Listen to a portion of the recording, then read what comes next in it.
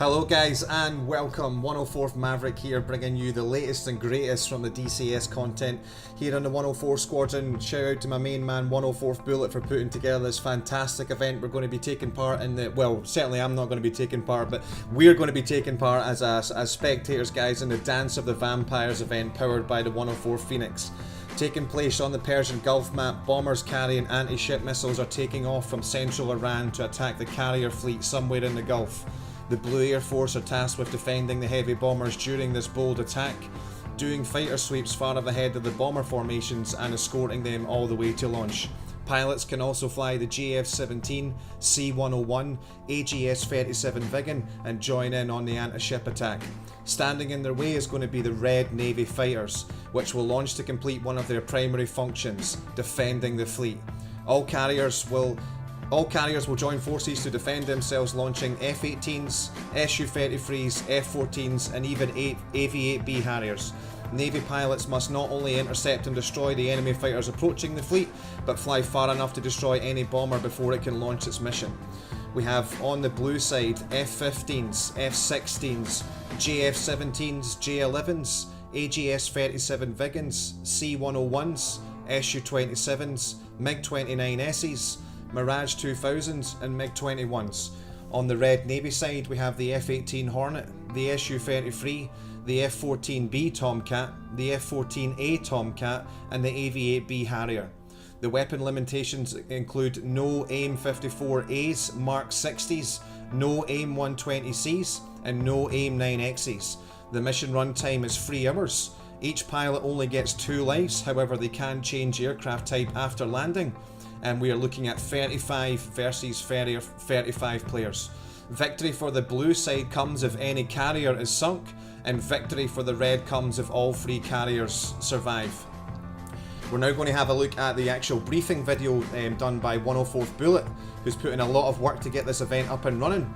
So we'll go ahead and check that carrier video right now. Once I actually get it loaded here, just bear with me 1 second. Alright, here we go with the actual mission briefing that is about to go down. Briefing is for the Dance of the Vampires multiplayer event on the 104th multiplayer server. This briefing is for blue pilots only who are flying Air Force aircraft.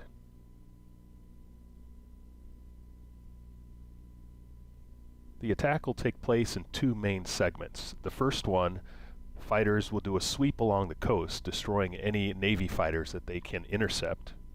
In the second phase of the attack, fighters will provide escort for the main bombers that will attack the enemy carrier fleet. The main bomber attack will start at 1 hour and 30 minutes into the mission, leaving enough time for the fighters to do an effective sweep along the coast between waypoints 1, 2, and 3. At 1 hour and 30 minutes, the main bomber formation will be flying over Shiraz Airport. 30 minutes before that time, any fighters that are low on fuel or weapons should RTB and rearm to prepare to escort the bombers during their attack. Just before mission start, command will inform you which route the bombers are going to take. At 1 hour 30 minutes, they'll be over Shiraz. At 1 hour 50 minutes, they'll be at their attack point at either waypoint 1, waypoint 2, or waypoint 3.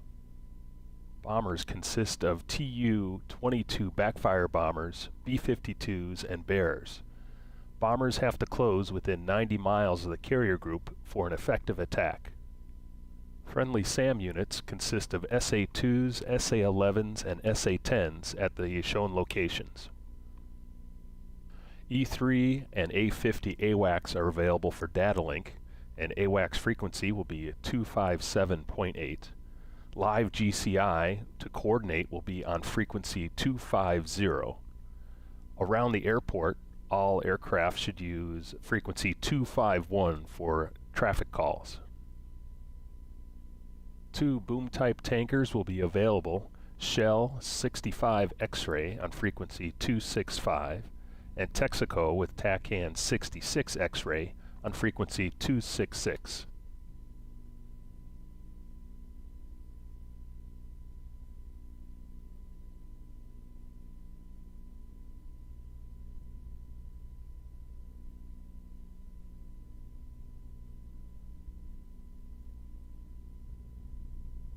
This briefing is for Red pilots only on the Navy side for the Dance of the Vampires multiplayer mission on the 104th server. Intel indicates we can expect a major bomber attack with fighter escort in the next 2 hours. We can expect the attack from the Shiraz area in central Iran. We will defend the fleet in 2 phases. First, we'll launch and perform a fighter sweep along the coast, intercepting any bandits and gaining control of the airspace. We'll start the second phase when the bombers are 30 minutes from our radar coverage. Any fighters low on weapons or fuel will RTB and prepare to intercept any bombers. Flights will be assigned patrol areas around waypoints 1, 2, or 3. Engage and destroy any enemy fighters, but stay safe and stay alive. Your primary mission is to destroy enemy bombers. Enemy SAMs along the coast have been destroyed, but SA-2s, SA-11s, and SA-10s have been detected in these locations.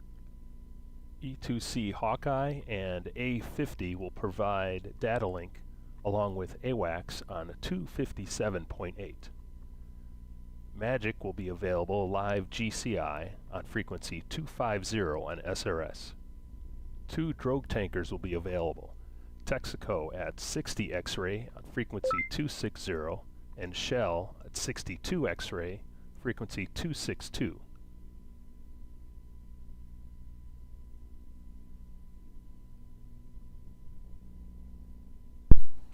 Okay guys, so that's just part of the briefing that both sides have had. The participants in the event have been getting ready for the past 45 minutes to get the show kicked off. They've all been separated into different TeamSpeak channels for the corresponding sides that they're flying on. So all the red side have been briefed. They've seen this video and they've had a more detailed brief and they're going over their battle plan now. All the blue side have also seen their briefing video and they're going over their battle plan now. And the event is due to start reasonably soon. I'm just checking to make sure that I have a game commander slot so I can get in and show you guys the action, and I can indeed. So it looks like we are actually going to be able to see the event, guys, which is going to be an absolute bonus.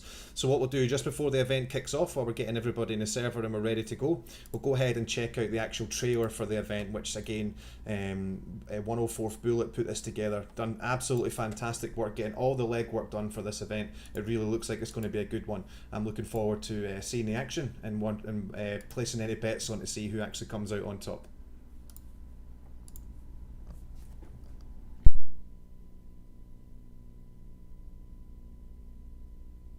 Dance of the Vampires. Inspired by one of the greatest Tom Clancy air battles. Taking place on the Persian Gulf map, bombers carrying anti-ship missiles are taking off in central Iran to attack a carrier fleet somewhere in the Gulf.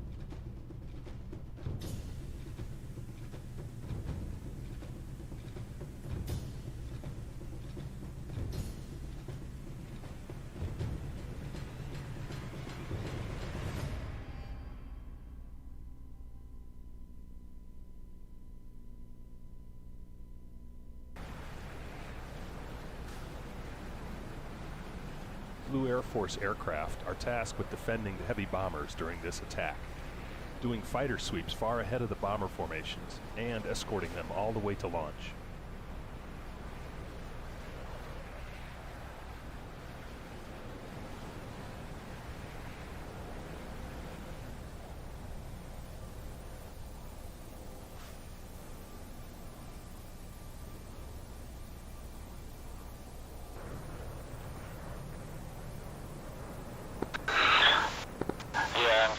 On the right side, on the taxiway, right here.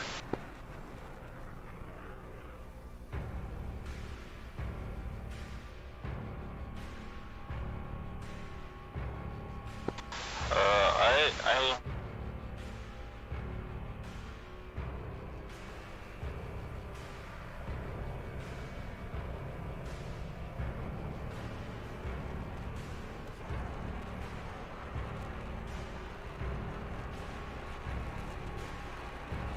pilots can also fly the JF-17, C-101, and Viggen and join in the anti-ship attack.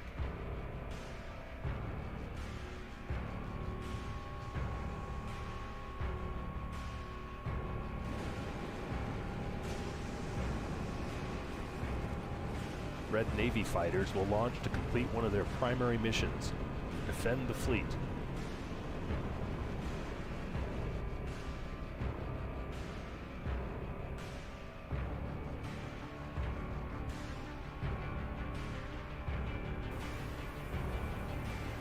All carriers will join forces, launching F-18s, Su-33s, F-14s, and even Harriers.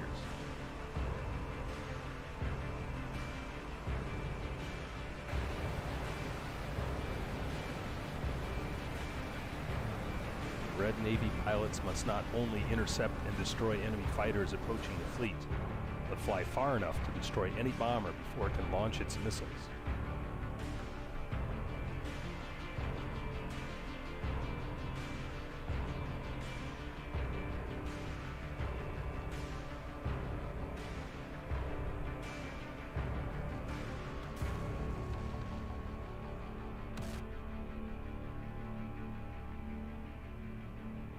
Join us on the 104th multiplayer server for this 3-hour event.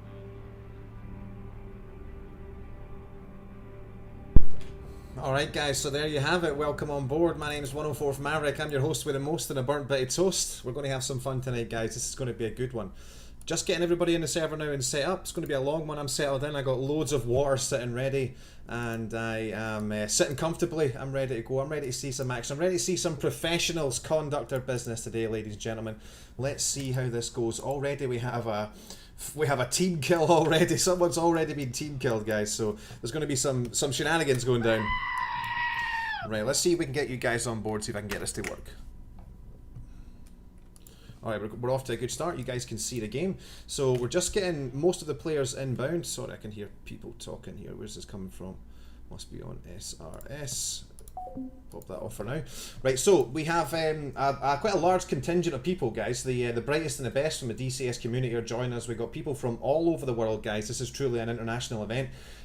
We have... I'm probably not going to go for everybody. It would take too long to run through everybody, but some of the main contenders. We have people from Athena Squadron. We have people from the Hammers. We have 37 Squadron in here. We also have obviously the 104 Squadron representing. We have some Lone Wolves coming in as well. We got Gunslinger, Kistoy, F99 for in the house. My main man Athena Tab's also on board. The Toro Squadron are coming in with a good contingent of people. We have some more Lone Wolves that are coming in with some Titan call signs as well. Some veterans from the DCS 104th community, Octopo Fire, Titan Fire. Good to see those guys. My main man Young Sweeps is up in here as well. We have the Art of War Squadron are coming to represent, guys, the champions from the Satel events from last year. Won both leagues last year. Very much the squadron to beat. These guys are going to be shooting McTootin, and it looks like it's going to be a good matchup having those chaps on board. We also have members of the 64th Squadron inbound as well. Like I said, the Toro guys are in here. Some more Lone Wolves. Got my main man Seb, aka Raccoon. He hails from Germany. We have the Def, I believe it's DW. I think it's Def on Wings. I'm not sure. I might be confusing that with somebody else. From Wizard Squadron. The 51st are in here as well. Old school representees from the 51st Squadron. We have my main man Yambo's in the house. Also from the 100 Kiap we have Coxie. 104th Bullet is in one of the tactical commander slots. 104 Fallen's a tactical commander. The man, the myth, the legend, 104th Iron Mike, who is from Heatblur fame, is also working as a tactical commander. And backing up the red side complement, 104 Cadet Eons is also going to be a tactical commander. So Iron Mike and Fallen from the 104 Squadron are the tactical commanders, aka the fighter controllers on the blue side, and 104 Cadet Eons and 104th Bullet are the fighter controllers on the red side. We have the red side out at sea, which are the Air Force guys. These are the guys that are going to be trying to protect the carrier.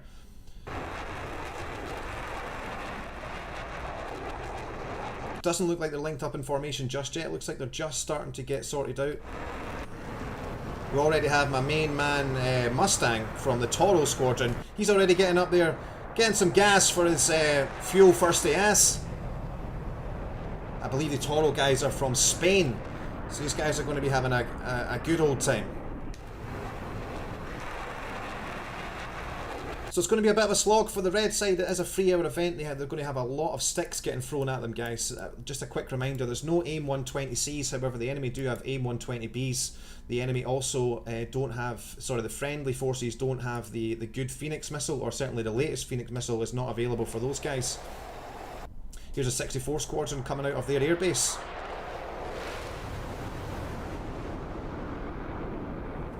Four Vipers heading out, leading the charge. We have Tau, Hermit, Commie, Vati, and I believe No Wheels as well leading the charge for the Blue Air Force. So in this event we have the blue side taking part as the Air Force and the red side taking part as the Navy. Following up the 64 squadron we have the Titan contingents. We have Titan Fire, Dun 92, Octopus Fire and Sweeper all heading out in what look like F-15s. They're coming out in the big dogs on the Air Force side, the F-15 Eagle.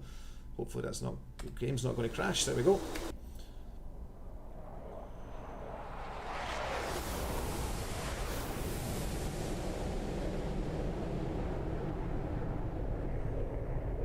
Should be another 2 jets just coming past these guys. I can hear them.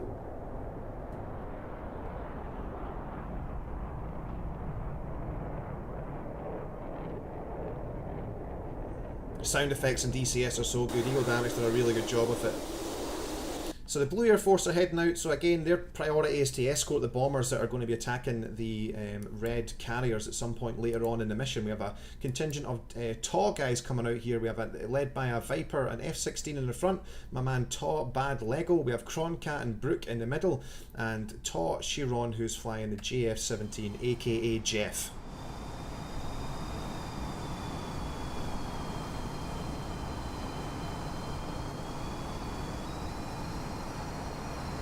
So it looks like TAW getting ready to go. What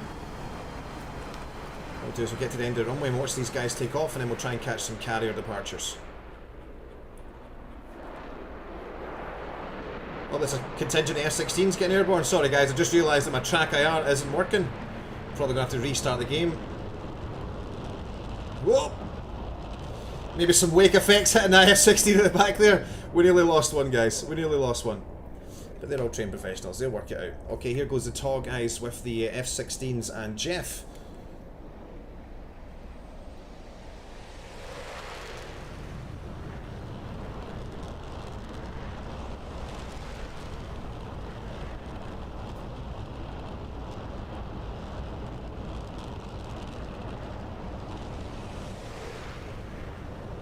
And Jeff following up in the rear.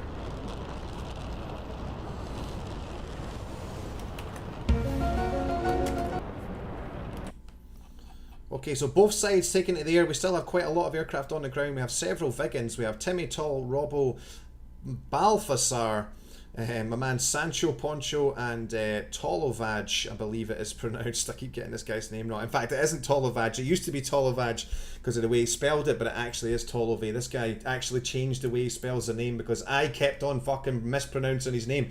My main man Mugen is also standing by. So we have quite a large contingent of Vigans all getting ready. Obviously these guys all have anti-ship missiles. There's words in there somewhere. So those guys will be getting ready to get airborne and try and sneak under the red air defences and get past and get those missiles off. We have Alpha 11 Ravier and the man, the myth, the legend, 104th Crunch is coming back from the dead. He's rising like a phoenix from the ashes, guys. That's why we have him in the 104th Squadron. He used to be one of our squadron commanders many years ago, many moons ago. He's been part of the 104th Squadron for, I believe, 17 years. So he is proper old school. Let's have a quick look at what's going on shipside.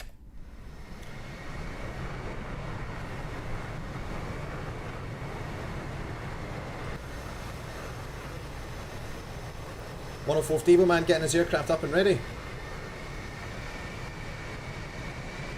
F-14's taxiing into position for departure.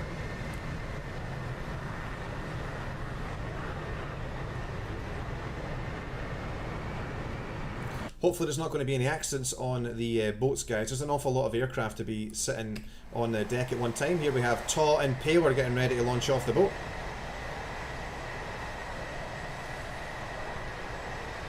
Away he goes. To the skies! Good luck, sir. Have a great flight.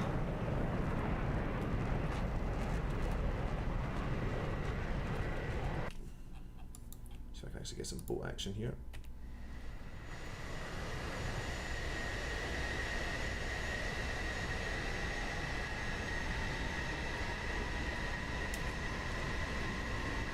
Alright, doesn't look like anybody's ready to launch off this carrier just yet, but I believe there is 3 carriers. Here comes Athena. What are you going to do? What are you going to do when the bad boys come for you? Here comes Athena launching off their carrier. Looks like they're launching from the John C. Stennis. My main man Tab. Represented in the F-14. I believe he was inverted. And he is getting followed up by Athena Jumper and Athena Doc are both coming in to back him. So it looks like this particular Athena contingent coming with the F-18 and 2 Tomcats. I believe there's more guys representing the Athena squadron. They're big Navy guys, this squadron. I think they do fly the F-16 as well, but certainly mostly Navy guys as far as I'm aware. So it doesn't look like we're in any position to get weapons off any aircraft just yet. Young Daniel NL. Representing in the Harrier. He's out there low like a pro.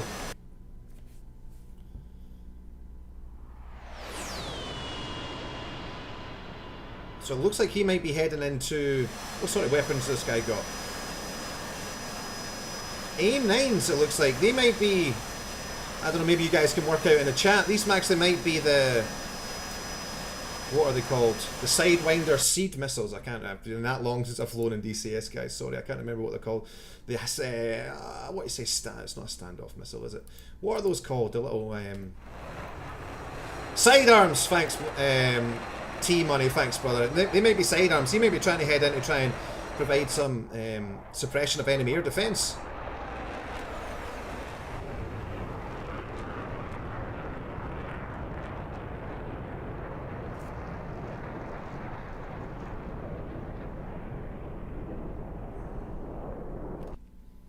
Right, just before the shooting starts, guys, what I'm going to quickly do is just restart my game. Unfortunately, for whatever reason, DCS hasn't recognised that TrackIR is running.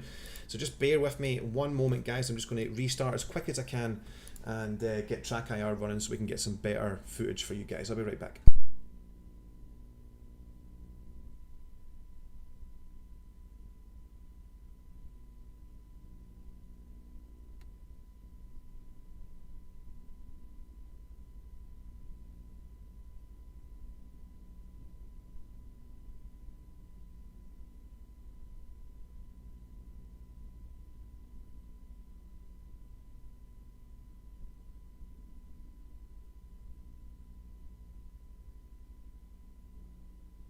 Just while I'm restarting, guys, I want to say a big shout out to all the members of the Captains Club that have joined us on YouTube. Hello everybody. Apologies in advance, guys. I'm not going to do a great job with checking with the chat on this one, so apologise if I don't answer your questions or you've said hello and I haven't said hello back to you. I will try and check in with the chat when I can, but really my main focus here is going to be commentating on the event to provide you guys with some good coverage and not actually reading the chat. So if you have questions and stuff like that, if you have something really important to ask me, you can contact me on Discord. The links to the Discord are below the Twitch channel and also contained within the YouTube description. But just FYI, guys, my main focus is going to be on what's going on actually in the mission and not what's happening on the stream chat.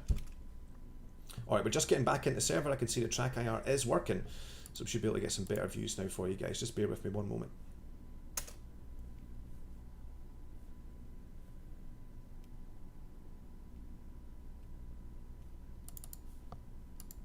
Okay, loading in.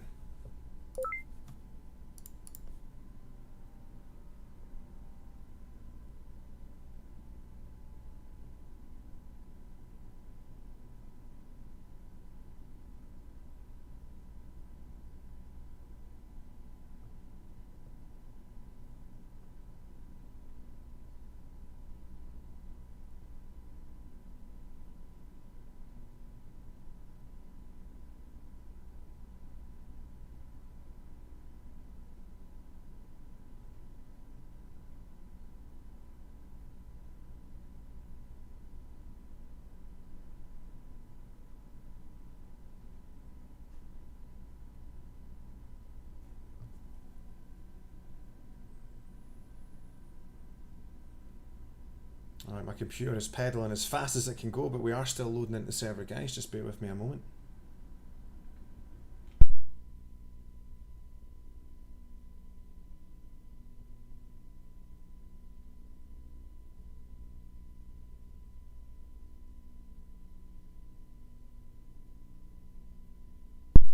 Hey, what's up, Rage? Good to see you, brother. 64th Rage has joined us on Twitch. TV Master Race over the VR shoeless peasants.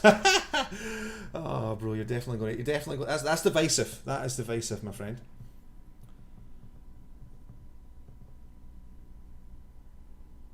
Definitely going to upset some people with that. I know people were... well, I've heard nothing but good feedback about the VR stuff. And people that tend to go to the start flying in VR tend to not want to fly without it again.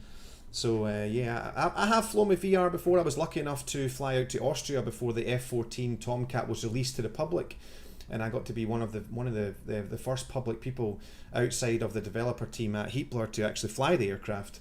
I was actually the second person ever to fly it outside of the Heatblur development team, and I got the chance to actually fly it with the VR headset on, which was very impressive. It was I was very, very blown away by how... I mean, it wasn't what I expected at all. You really are actually inside the aircraft, and I wasn't really prepared for that. So it was an eye-opener. But the VR technology, personally, for me, is not there just yet. But I definitely will get on board with the VR stuff once the technology gets a little bit further down the line. And it's just like flying on a PC gaming monitor. Alright, we are back in the server now. I'm just waiting on the getting into my actual slot, and then we'll be heading out.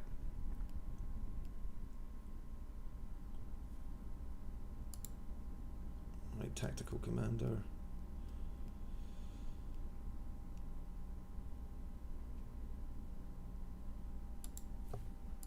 Okay, we are in, guys. Sorry to keep you waiting, my friends. Right, we are back at it. Doesn't look like there's any shots fired just yet, which is good. I want this on for names. Alright, so we have the blue side starting to establish their dominance over their bullseye. They're just heading out towards the coast. So just a quick reminder, if you're joining us, guys, this is a large-scale PvP battle. It's called the Dance of the Vampires. Shout out to my main man, 104th Bullet, for all the legwork that went into putting this event together. We have 35 pilots taking on 35 pilots, with the blue side coming out of Shiraz Air Base. The blue side are representing the Air Force contingent. We have the red side launching from 3 aircraft carriers at sea. The objective for the blue side is to try and sink the aircraft carriers of the red side. So the red side have 3 CVN class carriers out in the Persian Gulf, and what they're trying to do is defend these the aircraft carriers from attack. At some point later on in the mission, these carriers will come under attack from anti-ship missiles. There's a man, the myth, the legend, 104th Mogas out representing the 104 squadron. Should have precision mode on here. There we go. So he's getting airborne in his Alpha Tomcat. We have Pyro and Missy from the Fighting 99 squadron. They're still orbiting over the boat, getting themselves sorted out. It looks like the guys from TAW and 51st and the 100 key up guys are just starting to link up with their tanker. They need to make sure that they are all nice and topped up with gas before they start going into the fight.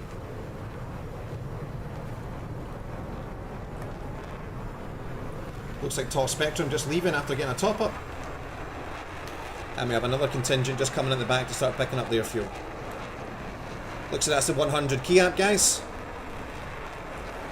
These guys are like basically a Russian Navy type of squadron, so they do fly Russian aircraft, but they don't fly the Air Force aircraft. These guys fly the Su-33, so we're used to seeing a lot of like American carrier squadrons in DCS. These guys are actually like a Russian Navy squadron. So shout out to my man Pixie. I know he's a fucking Russian loving buster. Pixie will be losing his mind at this. My computer's losing its mind. Come on, DCS.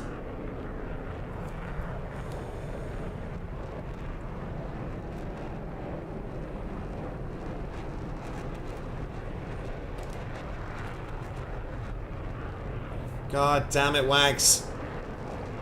All I did was zoom in.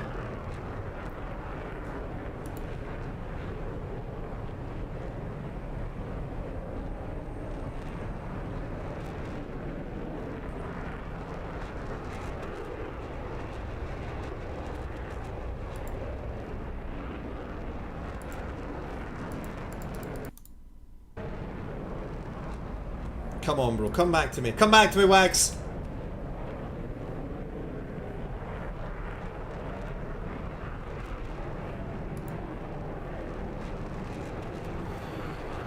God damn this game. Oh, it's alive, guys. I think it's alive. Oh, yeah, it's trying. It is trying. Hold on.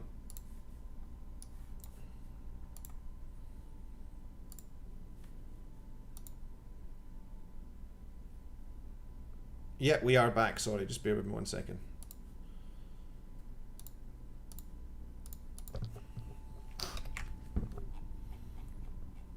Oh, let's see if we can get a good shot of these guys plugging in. We have, it looks like they're all going up. There's no Russian tanker for these guys to plug into. So it looks like they're all going to be taking fuel from the KC-135. Looks like there's 4 of them.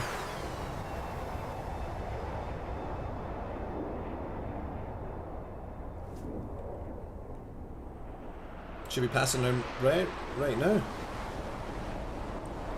There they are. Looking good. Tentative zoom coming up, guys. So shout out to the 100 Key Amp Squadron. Hopefully those guys will have a good event.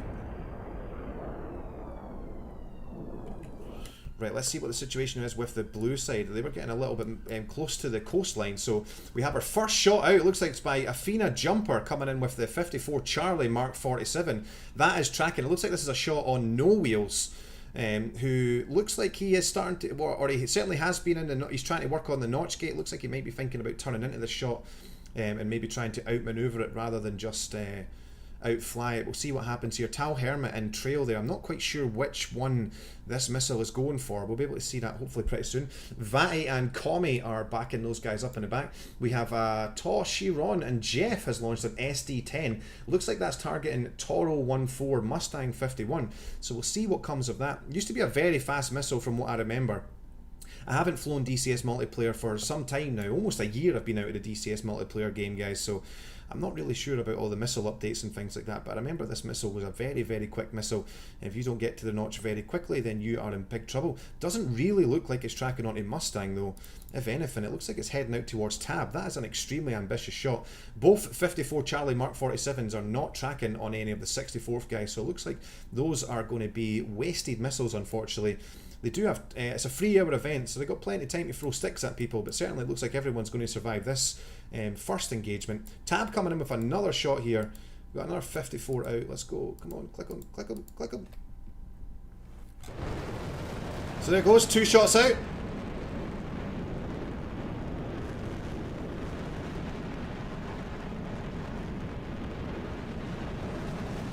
So Tab wheeling and dealing with some early shots. He's popped off 2 Fox 3s. Not sure who these are going after. I see the Tab pulled off to the right here. Still guiding his missiles at this moment. This SD-10 doesn't look like it's tracking anybody, so we'll see what happens with that.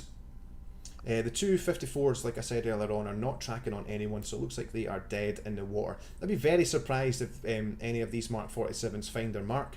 I don't see anyone who could potentially be targeted by these weapons that are actually hot.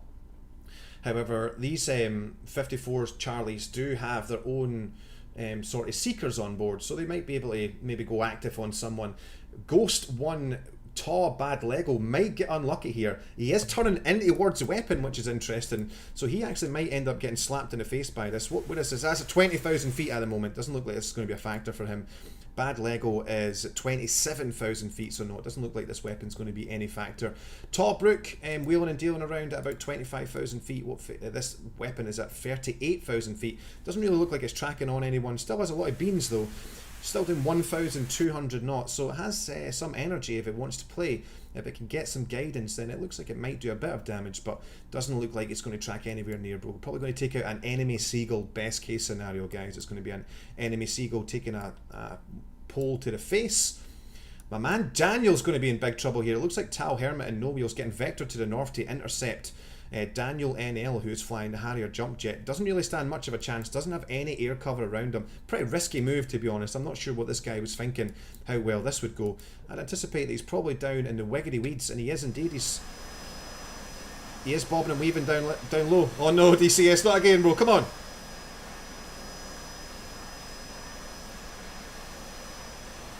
Alright guys, we'll just give it a minute. Let's give it a minute. We'll think happy thoughts. I believe in Eagle Dynamics. Let's go.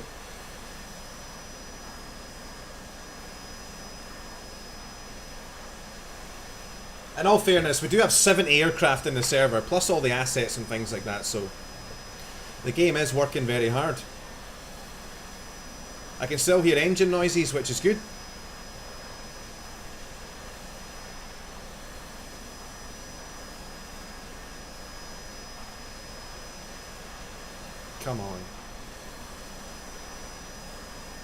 Come on, baby! It did come back the last time. The last time we had a bit of a stutter, the game did come back. So I'm hoping if I just leave it, I'm not touching anything. I'm not clicking the mouse, I'm not moving the mouse, I'm not touching the keyboard. We're just going to wait, guys, and see if it comes back.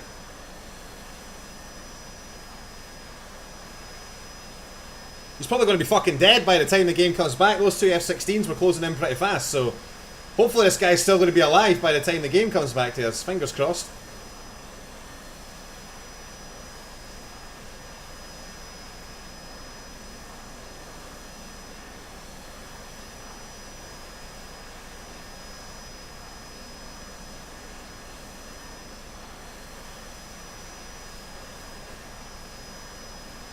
So it looks like the time that I've been away from like DCS for nearly a year. It looks like the performance hasn't improved, guys. That's unfortunate.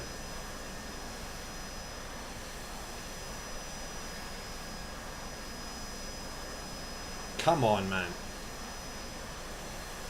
Apologies for this, guys. This is, I know this is frustrating. Dude, we're going to miss half the fucking event.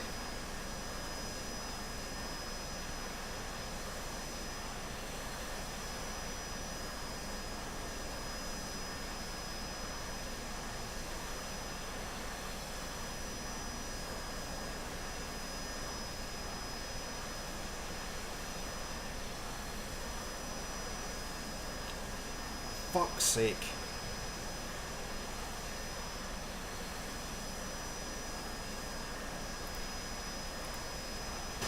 Oh, oh.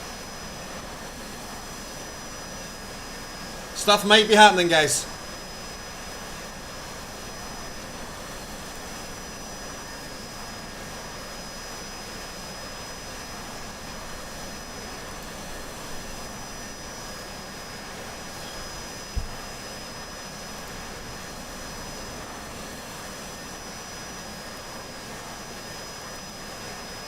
DCS has stopped responding. Surprise, surprise.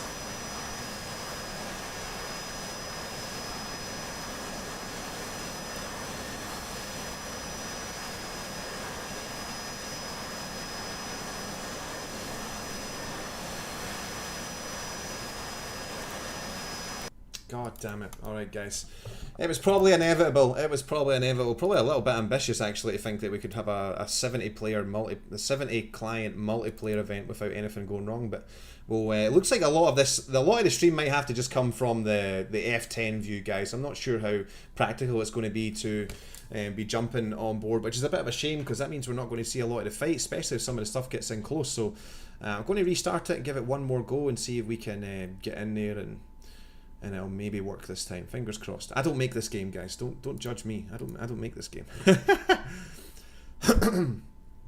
All right, loading back in as fast as I can.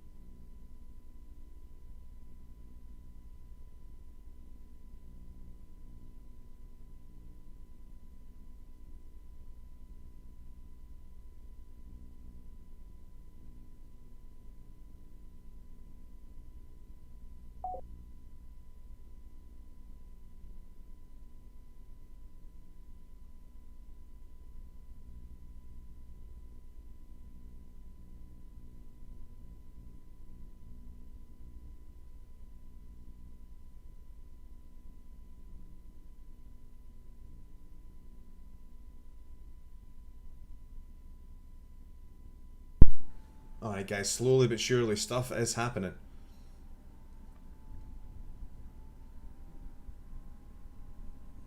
We're almost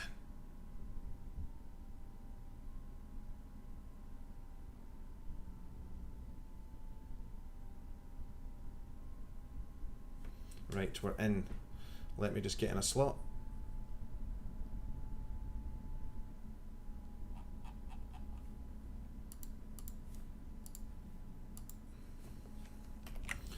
Alright champs, welcome back. Right, let's see if we can... Oh my god, guys. Ah, what a train wreck. What an absolute train wreck. Right, so we have where's this coming from? Who the... How is that going that way? What the fuck? How is this happening? How is it an AIM 54, a red AIM 54? Where are these coming from? Have they done a like total U-turn or something? Where's this? A red? Surely that's bugged. Is this guy about to get... What the fuck? Oh, well, that guy was about to get team killed by a red missile there. Who's the red guy shooting the wrong way, bro? We're going east, guys. Red team are going east. Why are these weapons travelling west? I've got no idea why that is happening. Alright, Shinobi with 2 long-range AIM 120Bs. They've got about as much chance as a wet fish swimming across the desert, unfortunately. They are... Yeah, I'm not going to get anywhere near Keras here. Ghost 7 tall Keras. Well safe there. The first weapon's at 11,000 feet. Second one is... probably around about the same. It won't even let me click. There we go. 8,000 feet. Yeah, these weapons are no factor. So that's a lot of money, unfortunately, just straight down the drain. Toshiron, returning fire. Looks like this is going to be targeted on Doc. And the F-18 with the SD-10 launch. This could have a potential to be pretty damaging. I'm not sure if anybody's dead yet. Coxie's disconnected, so maybe some problems for the 100 Kiap guys as well. Maybe they're suffering as much as I am. I'm really scared to fucking press on this guy, dude, but... I kind of want to... we'll just let this happen. We'll see what happens, guys. Hold on. Doesn't look like that's going to connect. Didn't seem to guide at the last moment there at all. So I'm going to take a gamble, guys. I'm going to press F2 and see if we can switch out to maybe maybe we'll see a plane, guys. Oh, I see a plane. Alright, so Doc just YOLOing in. 42,000 feet. Not often you see F-18s away up high wheeling and dealing like this. Looks like he possibly is going to be targeting Kroncat.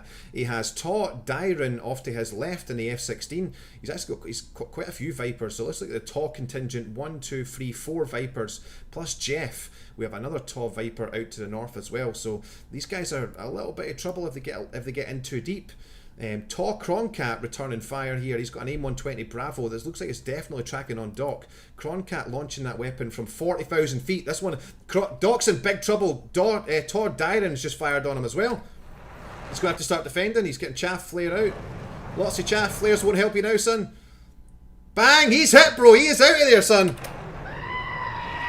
So we have our first on-stream kill, guys. Looked like that was Taw Kroncat in the Viper. He got the credit for that kill against Doc in the Hornet. Now all pilots have 2 lives, so Doc will get the chance to come back here. It is a 3-hour event, so we've given all pilots 2 lives here. There's a little bit of a scrap going on up to the top here. Looks like Poker03 has chucked a Bravo out at either Commie or Vati, but that doesn't look like it's going to be any factor. And it looks like either Commie or Vati have returned fire with a Bravo, and that is also going to be no factor.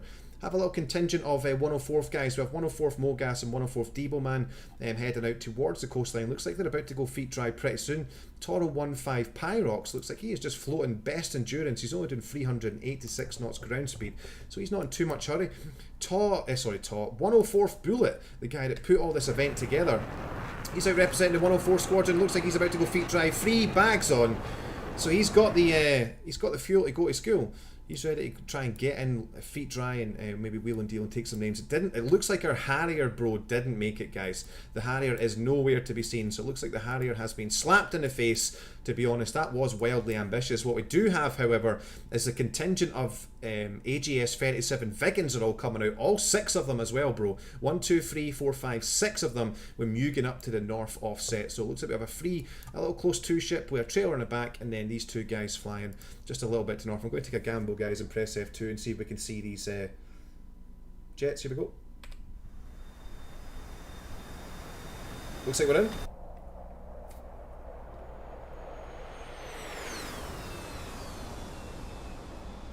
Alright, so these guys trying to stay NOE, nap of the earth, trying to stay as low as possible to stay off the enemy radar. We did see 104th Mogas and 104th Debo Man. They were heading north, so it looks like maybe the fighter controllers have actually spotted this package. In fact, there's quite a large contingent of red guys all about to go feet dry. We have Poker 03 from Toro, Mogas and Debo Man from the 104th. We have Pyrox from Toro and 104th Bullet as well, all going feet dry with Seb in the back backing them up. Now it looks like the blue side. This could be a fatal error here on the blue side, guys. They're leaving the anti-shit package. It looks like it's undefended. We have Vati and Commie, who are both cold at the moment. There's only 2 guys. I'm not sure how well that they're going to be able to shape up against 1, 2, 3, 4, 5, 6 enemy aircraft. They have got the AMRAAM Bravo, so they do have a standoff capability to keep those guys possibly at arm's reach. But I think if some people start diving down low to try and get these Vigans, then they might actually get through. Looks like the blue fighter controllers making a sensible call and saying, yo guys, this doesn't look like a good time to try and go feet wet. We'd like you to come back towards the airbase. So all 5 out of 6 of the Vigans have all turned back for home, but Mugen either has some sort of radio problem or he is just total, he's just going to get his John Cena on, guys. He's just fucking balling it red. He's like, fuck no, bro, I'm heading in there. I am heading in. I'm a serious player in the game, so we'll see what happens with him. Maybe that. Oh, why isn't this letting me click on him? Someone's sending me messages. Oh, that's a bad idea. Alright, alright, let me click on stuff. Why does it keep doing that? DCS is so buggy, man. Right, here we go. Right, so, pray guys, here we go. F2. My man is low. My man is ass low, bro. I don't think that's going to save you though, dude. I think this is a horrible... I think this was a good idea that went wrong. This guy's in big trouble, guys.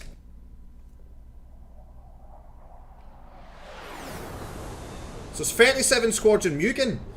He is ass low, ladies and gentlemen. He's not far from going feet dry. He only has... Let's have a look here. 20 nautical miles from the coast, but these guys definitely see him. Someone has to be tracking this guy. I mean, he's not low enough to hide from Mogas. Mogas is going to be... Yeah, Mogas is up above 20,000 feet. He should have line of sight on him. Poker 03 is up at 23,000 feet. He should easily have line of sight on him. The Vigan is finally getting the message. Maybe someone just started spiking him STT here, and he's now getting the warning that, hey, bro, this is not good. I'm really surprised that the 64th guys have just totally abandoned the... AGS 37 package. These guys could all get eaten up for lunch if the red contingent here managed to get in there and seize the day. There's still wheeling and dealing going on down south here around about just west of Bullseye.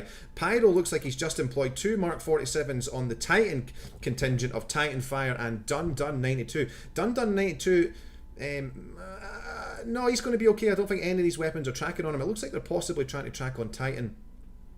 Titan looking to get into the Notch Gate, and looks like he's heading north. Looks like these weapons have all lost track. It doesn't look like they're going to be any danger for anyone. But yeah, it's my man Mugen's in big trouble, bro. My man Mugen is in big trouble. I don't think he's going to survive this, guys. He's going to get ran down. The Vigan does have the legs. The Vigan's got serious legs, but this F-18's got a good altitude advantage. He should be able to press that as long as he makes a good decision and goes lead pursuit. Here comes an AIM 7 from the back, guys. Look at this. It's an AIM 7 from 104th Mogas. We're waiting. He's going to try and avoid it. He is supersonic, which is why the sound keeps cutting out. He's popping maneuvers. So it looks like AIM 7's got to be dead in the water now. Yeah, good shout to the Vigan. Mogas needs to get an AIM 54 off the rails, and he needs to get it off now. Mogas, yeah, there's another AIM 7 Mogas. I'm not sure if that's going to have the legs to catch him. Mugen running for his absolute life. Here's the AIM 7 guiding in the background. I'm not sure it's going to have the legs though. We can just see the missile if I zoom in there. There's the missile. Looks like it's tracking straight towards the deck. Mugen doing a good job at putting the ground, using the ground effect to his advantage there. He needs to run in a straight line here. If he starts turning, Mogas is going to catch him lead pursuit. Mogas needs to come with the AIM 54, bro, which just looks like that's what's happening now. This AIM 54 coming off the rail. We're looking at a big massive telegraph pole just coming straight towards you, bro. Shit's about to get real. Oh, great job at possibly... looks like he was maybe going to block line of sight there, but the AIM 54 is still guiding, bro. The game is over, dude. The game is over. He's out of there, goddammit.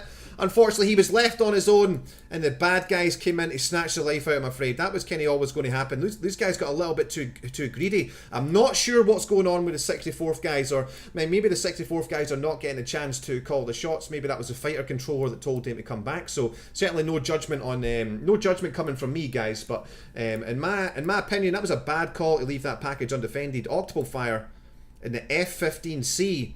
Come on, DCS. Is going to survive that Mark 47. Octopus fire doing a good job of getting into the notch gate and surviving. So he is going to live to fight another day. So, pretty even Stevens at the moment, guys. No team really taking total advantage over anybody else. Here looks like a long-range Fox on my man. Sweeps a 22-plus mile AMRAAM Bravo shot.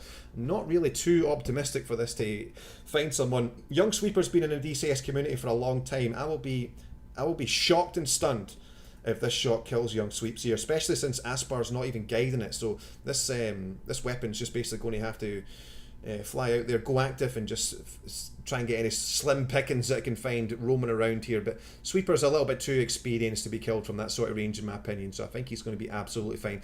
Titan Fire or Dun might get very unlucky and maybe wander into the area where the weapon goes active. We have the red side. I was just going to say, I want to see these guys coming back out towards the water. It's a little bit too dangerous for these guys to push in too far feet dry at the moment. They certainly don't have the support. There's only 5 of them, which sounds like a lot, but not really. Our main man, Daniel LL, is back, guys. He's going to try again.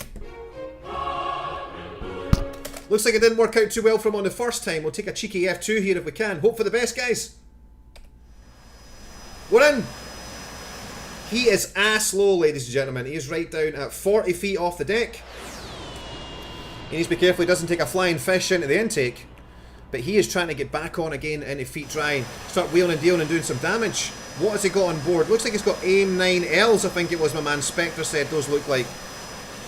So it doesn't look like he's got any air-to-ground weapons. So this guy is actually hoping to start wheeling and dealing against some enemy jets, which is bold AF, ladies and gentlemen. I'm not sure how good an idea that is. I mean, he might get lucky, but the blue side, just like the red side, they have fighter controllers with radars. They have AWACS as well, so I think this guy's going to get spotted from a mile away. I don't anticipate great things to come off that Harrier jump jet, but we'll see. I've been wrong once before in my life. I might be wrong again a second time. Right, Titan Fire and Dun in the F-15s. Looks like they're the tip of the spear at the moment. Looks like we've got an Eagle patrol. We've got Eagles on patrol, guys. We've got 4 of them, all hanging around southwest of Bullseye, trying to stop the red side from getting in too deep. We have Kistoy, Toss Savior, and Toro 1-2 Aspar, the closest guys to the fight at the moment. All the red guys that were at feet dry to the northwest of Bullseye. Looks like they're all starting to head back westbound to get back out over the water, possibly running maybe low on fuel. And they want to get back out and grab some gas before things get too bad. What is happening at Shiraz? I think we've got a lot of guys on the ground. Looks like Commie and Vati have just landed. I'm not sure if these guys have fired all the weapons. They still have weapons on board, so it looks like this was more of a fuel shout rather than anything else. F-16 is not the biggest jet in the world, so it can't carry anywhere near as much fuel as the Navy guys can. I know those guys can carry fuel tanks and things like that, but it looks like they have burnt through their fuel probably a little bit more quickly than they anticipated, and they need to head back. Looks like a lot of the Blue Air Force guys are actually all RTB right now. The Vikings certainly doing a sensible thing, heading back towards Shiraz. Live to fight another day, guys. Basically what needs to happen for the AGS Vikings, they need to wait until the blue air-to-air guys really can start saturating the red air-to-air, so that they take the emphasis off, they take the focus off the air-to-ground guys, so that they can sneak in while the air-to-air fight is all happening. Maybe a 51st Yambo flying with the 2 Kiap guys in the Su-33. They're on patrol on the coastline. They basically look like they don't want to get too deep. They don't want to go 2 feet dry. They're maybe getting vectored in towards Bullseye, towards the Eagle flight that are patrolling on the southwest. My main man Kistoy has decided to go feet dry in the F-14B. Looks like he wants to get some shots off on the Eagle patrol. We'll see how that works out for him. Alpha 1-1 all on his own on this lone Viper here. Looks like he's going to be going up against 104th Mogas, 104th Deboman, and 104th Bullet. But at the same time, it looks like they are getting vectored out towards 104th Blaze and 104th Crunch. Holy shit, guys. We've got mutiny in the ranks, ladies and gentlemen. We have some infighting within the squadron. We've got the 3 Navy boys from the 104th taking on the 2 Air Force boys in the 104th. So we'll see how that goes. Obviously, I'm a Navy guy, so I'm rooting for the red guys to win this one. But total impartiality, guys. I want to see the red side win. But total impartiality here. I've got no favourites. I've got no favourites. My man Sebagogu making the sensible call and staying out feet wet. I think a lot of the red guys are basically just waiting to see if the Vigans will pop out anywhere. Probably not got the call. They probably don't have the situational awareness to know that all the Vigans that are still alive are actually all heading back to base. We have AMRAMs out. It looks like Blaze coming into the fight with an AMRAM. Looks like that's going to be targeted on Bullet. Bullet returning fire with a Bravo onto Blaze. I'll be very impressed if anyone dies in this engagement. 26 nautical miles out, both pilots here. So both these guys have the skills to pay the bills. I'll be shocked and stunned if anybody dies in this. But hey, like I said, I've been wrong before.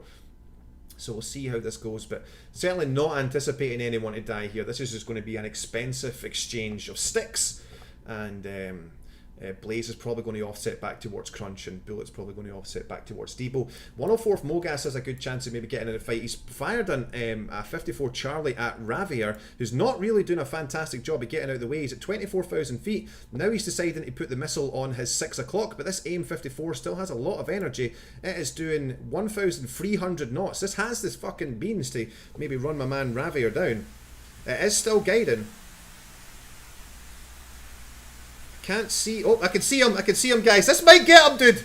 This legitimately might get him. We're still doing 1,000 knots. We've got a lot of energy in the bank here.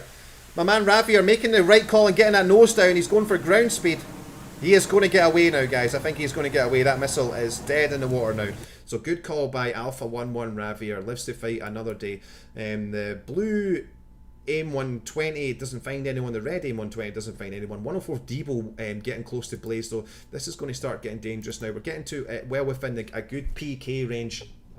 Anything under 10 miles is really good with the AMRAM. Unfortunately, the missiles in DCS are not very realistic. You have to get up close and personal if you want to hurt someone. So really, these both pilots will be trying to get within 10 nautical miles before they get some high PK shots off the rails to start taking each other down. We are coming up to that envelope now, 12 miles. Blaze is nose on, so Blaze electing to take the first shot. Blaze from 20,000 feet plus, immediately goes for the split S and starts popping out the chaff, thinking he's basically flying ahead of the game. He's anticipating that Debo has already fired him. Debo is not doing a great job. Debo's doing one of the worst things you can do, which is fly straight towards the guy you're trying to shoot at, and it looks like this is going to catch Debo in the face, bro. Debo mad dogs a shot off the rail with the hope that just something will come back, but no, unfortunately, that is probably not going to find Blaze. Blaze is already cold and heading for home, so 104th Blaze, the current squadron commandant officer, takes out my main man, 104th Debo man. Unfortunately, Deebs will be, hopefully he'll eject, and then maybe he'll spend a couple of years in an Iranian prison and make some new friends. Maybe get to know himself a little bit more. Right, we have 51st Yambo, 100 Kiat Pixel, and 51st Rich have all decided to go feet dry with Taw Saviour and DW Wizard. So quite a lot of the red contingent electing to cross over the coastline now. The blue side, again, a total impartiality, guys. Everybody knows that I'm impartial here. But the blue side look like they're definitely on the defensive. The red side definitely look like they're a little bit more organised. They have a bit more going on in terms of offence.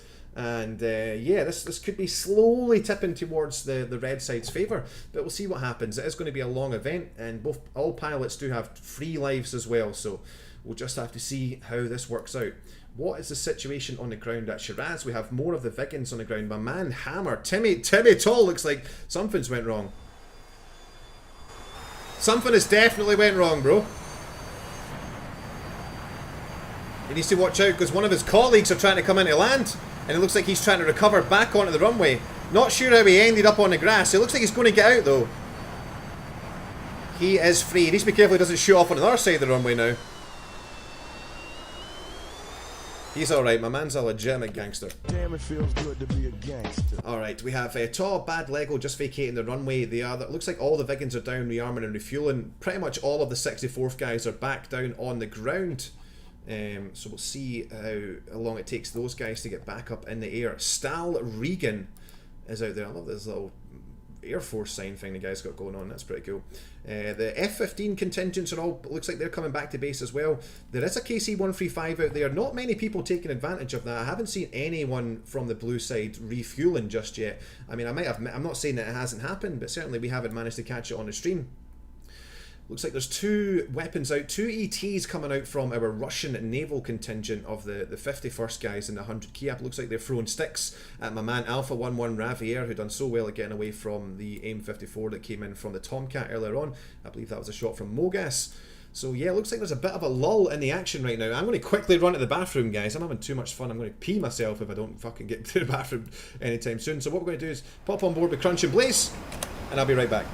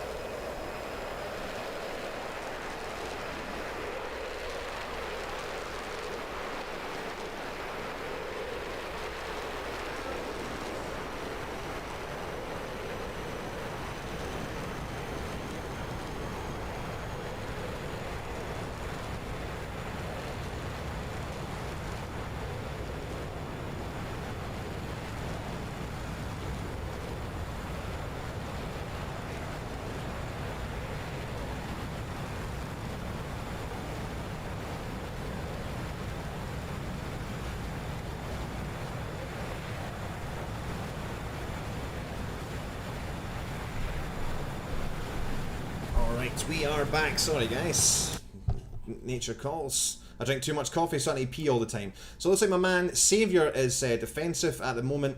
He's got Sebagogu, aka Raccoon. He's heading back out towards the sea as well. Black Pixel from the 100k up squadron as well, with Yambo and Richard all starting to head back out, feet wet. Fuel's got to be a concern now. People have got to start. Well, my main man Daniel NL might actually fucking make it, bro. He's going to square off against one-on-one on my man Stal Regan, guys. This could go down. We might see a Harrier jump jet get an air-to-air kill, dude. I would love to fucking see that, bro. I really hope that happens, guys. I really hope it happens. Alright, so let's get on board with Daniel and see if the game will let us see it. So hope for the best. Press F2.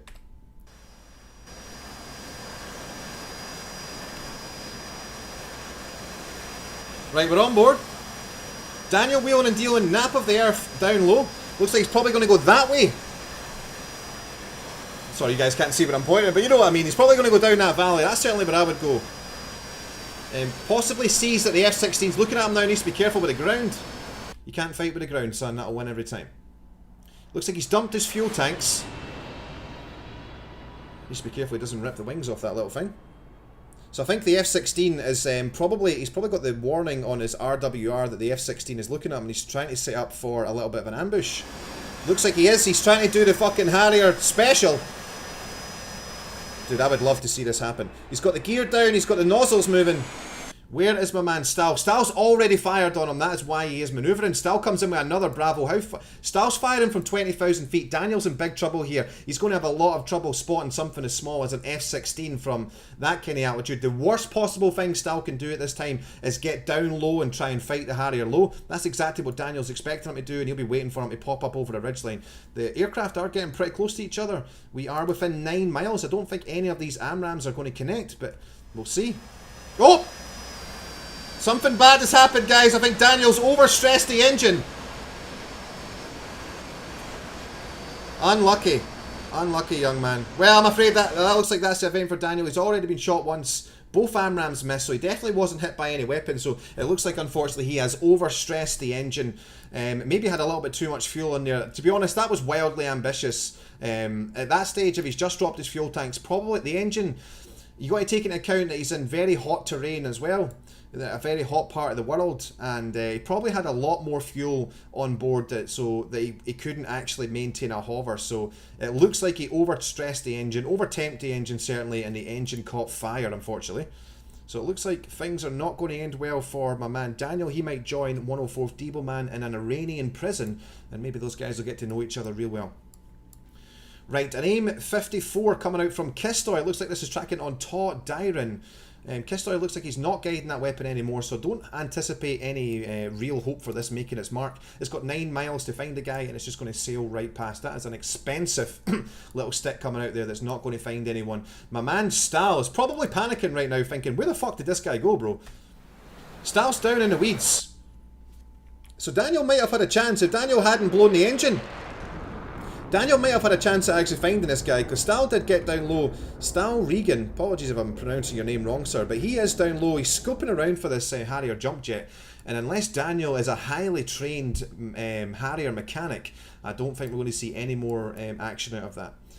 So it looks like Stal, maybe that's a little maneuver kill. I think that counts as a maneuver kill from my main man Stal. So well done to you, sir. Unfortunately, that's looks like that's going to be the be-all and end-all for Daniel. He is on his way with a first-class ticket to an Iranian prison somewhere. Send us a postcard, bro. Alright, 31 miles between Dyron and Impaler. It looks like this is probably not going to go down. We have Crunch and Blaze floating around to the north. I'm actually really surprised with how many red aircraft are all patrolling on the coastline versus there's just no one on the blue side really anywhere near. Looks like we have the 64th contingent coming out of Shiraz again. Get some external action on those guys. So we have Tal Hermit, and I think that's the Young Pretender, aka Bonnie Prince Commie. He looks like he is possibly leading the way. It's actually not. It's No Wheels is leading the charge for the 64th. No Wheels and Tal out front. And there we have there the Young Pretender, Bonnie Prince Commie and Vati bringing up the rear.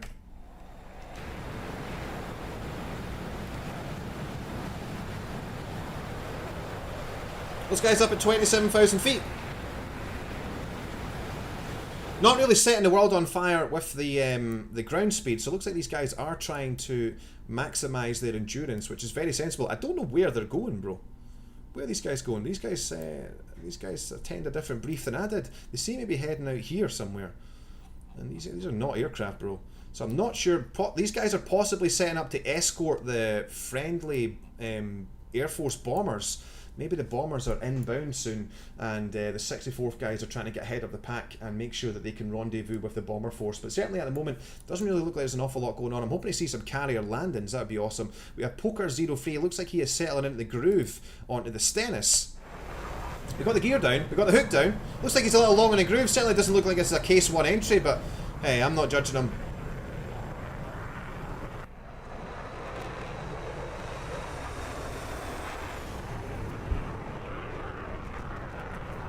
So he's definitely not doing a case 1, but as long as he gets on board. Alright, he is way off centre line, bro. This is not looking good at all. But I'm sure he's a trained professional. He'll work it out. Come right for lineup. In fact, can I maybe just get a quick, cheeky bomb, bomb. Oh, 9. There we go.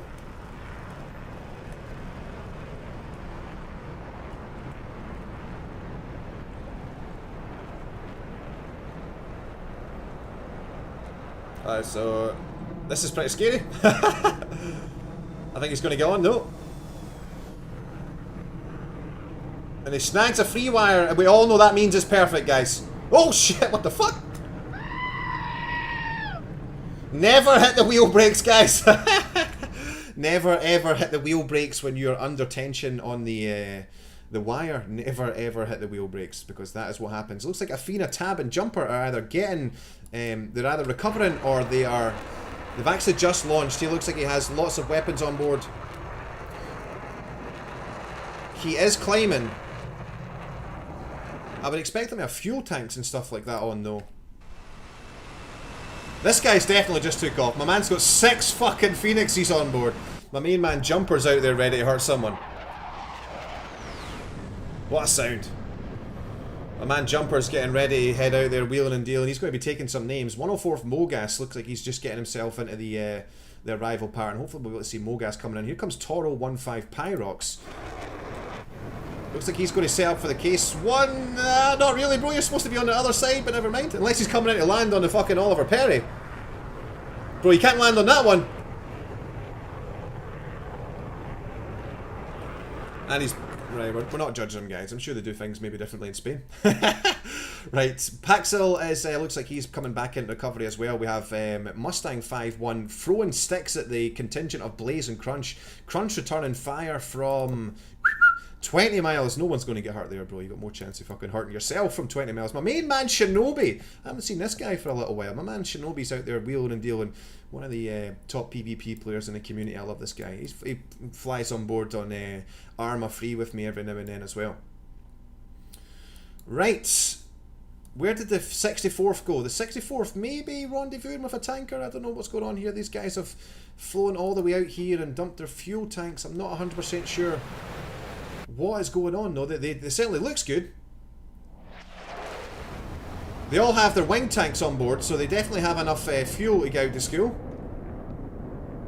I think they are orbiting, waiting for the... my call is that these guys are either trying to do some sort of HAVA, high value asset protection on the A50 and the E3, or these guys are waiting. Whoa! Here comes the bombers, guys. Oh my god, shit is about to go down. Here they come. The fucking vampires are inbound. TU-142 spotted.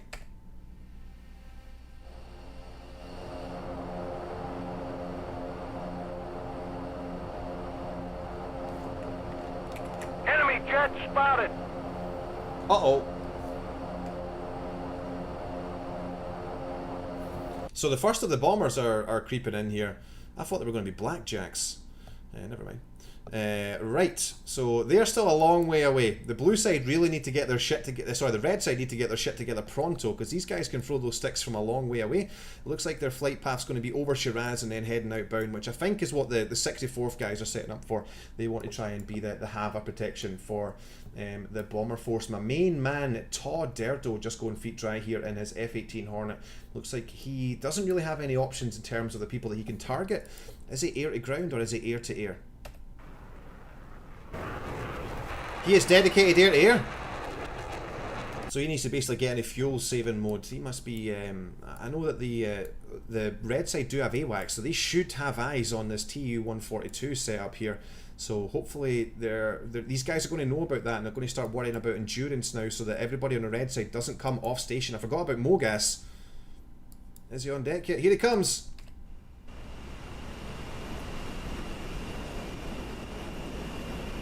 Mogas rolling out in the groove. He's a little low, but he's looking good. You be looking for the ball now? Mogas, you're at 3/4 of a mile. Call the ball. Alright, now he looks mega high. Start using that DLC to work it down, start chipping it down. He's actually looking pretty good, to be honest. A little high on the ball. Looking good, feeling good. A little power. He's on board.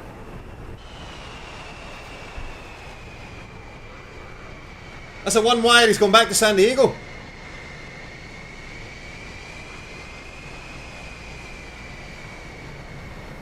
And he clears the landing area. Good job, sir. Alright, Pyrox coming in on recovery. No fucking chance, bro. I'll uninstall the game if this guy makes it. Alright guys, stream's over. My name's 104th Maverick. I'll see you next time.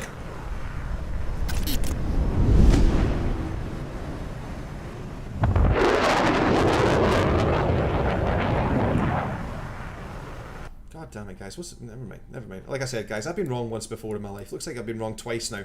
Alright, Mustang heading away from Stalragan. Stalragan might take this Bravo in the face, though. No, he's going to get away from that. Puts the weapon in at 6 o'clock and then manages to extend away. Crunch and Blaze still orbiting away up to the north. Where are the Vigans, guys? I think the Vigans are still on the ground. TU-142s have just spawned. A B-52 has spawned. The fucking hell, bro.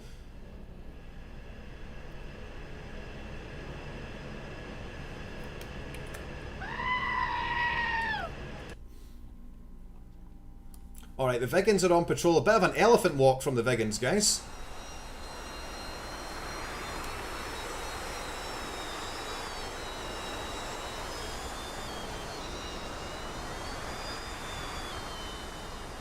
So all 5 Vigans, there should be 6 because I think Mugen gets to respawn. So we're 1, 2, 3, 4, 5, 6, yeah.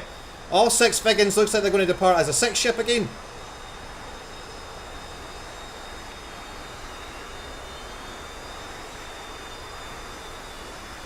Look at the size of that weapon! Holy fuck! You could raise your kids in there! Right, so the Vigans looking to get shooting McTootin, heading off the good foot and doing the bad thing. Eagle Flight looks like those guys are getting ready to head back out again. Where are my 64th bros? Where did they go? Where did they go? They have... So they are not actually linking up with the bombers, which is a bit surprising. I'm not sure what the call is from the blue side. They do have fighter controllers that are basically calling the shots, so I'm not privy to that information, unfortunately. My man Bullet looks like he is... I thought he was maybe coming out of land, but it looks like this might be... Yeah, this is a tank, some tanker action going on here. My man Saviour grabbing some gas. Looking to get nice and topped up. Looks like he may be a bit low on sticks, though. No, he's okay. He's got 3 on... 3, 4, 5... Ah, he's got loads of beans in the tank.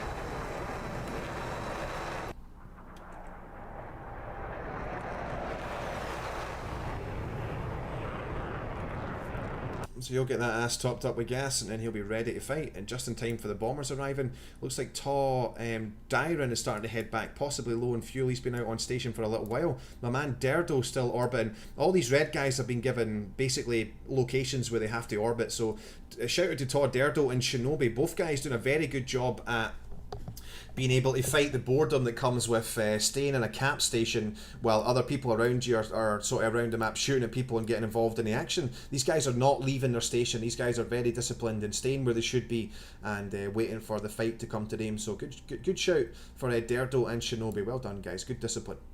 Right, the Athena champs. What are you going to do when the bad boys come for you? My man Jumper and Tab looks like they're getting ready to go feet dry with Toro 1-4, who's been on station for a little while. Not seen Chippy, not seen any action out of him just yet, so we'll see what happens. My main man 104 Tigers looking to hurt someone though. Heading cold at the moment, but doesn't have too far to go from the contingency of the Athena guys plus Mustang 5-1. We have an AIM 54 out from Jumper. We have 2 AIM 54s out by Jumper, it looks like. Away they go.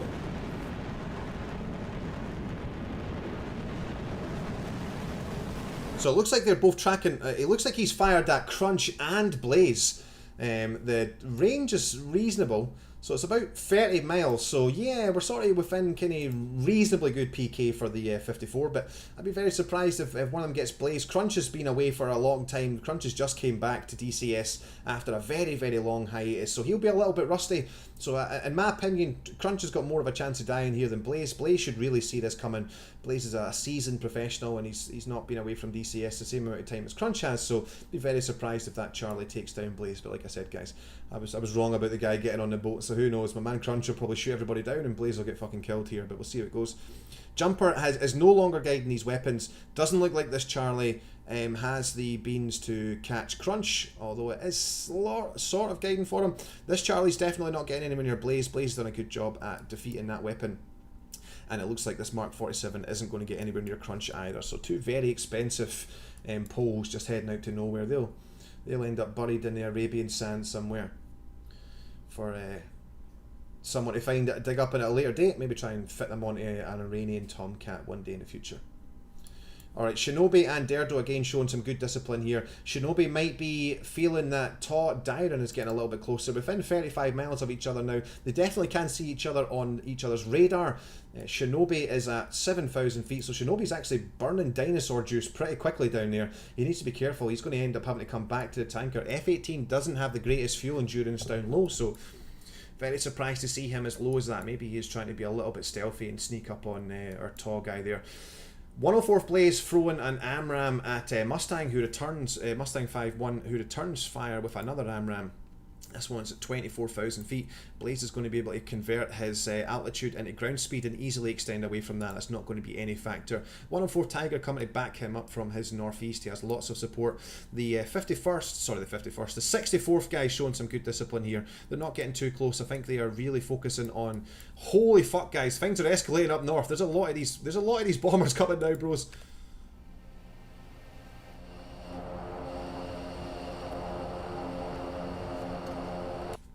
So the the blue Air Force coming with the heat, coming with some serious heat. There's only 4 of them in the front, but then there's this massive package at the back. We have B-52s coming in as well. Holy shit, Bullet, you've thrown everything in the kitchen sink at these guys. Little 2-shippy fucking enemy B-52s. Hot diggity dog, lots of targets. The red side really need to get their shit together and get as many aircraft in the air as possible. Blue side doing a great job at keeping the red side on the coastline and not letting them get too close to Shiraz. The Eagle flight is airborne, guys. The Eagle has not, well, the Eagle has landed and the Eagle has taken off again. So we have Titan Fire, Dun Dun, Octo Fire and Sweeps, my main man Sweeps, all coming out in F-15Cs looking to get wheeling and dealing, get a piece of the action. They're coming in for a piece of that ass. Tiger and Blaze heading back towards Taw and the 64th contingent. For a little bit of backup. Crunch find himself a little bit isolated here. Crunch needs to be careful. If the fighter controller on the red side notice that 104th Crunch is separated, he can start vectoring Athena up to the northeast 030 and cut him off. Jumper coming with the pain. This guy always seems to double tap. It was fucking triple tap, bro. Holy shit.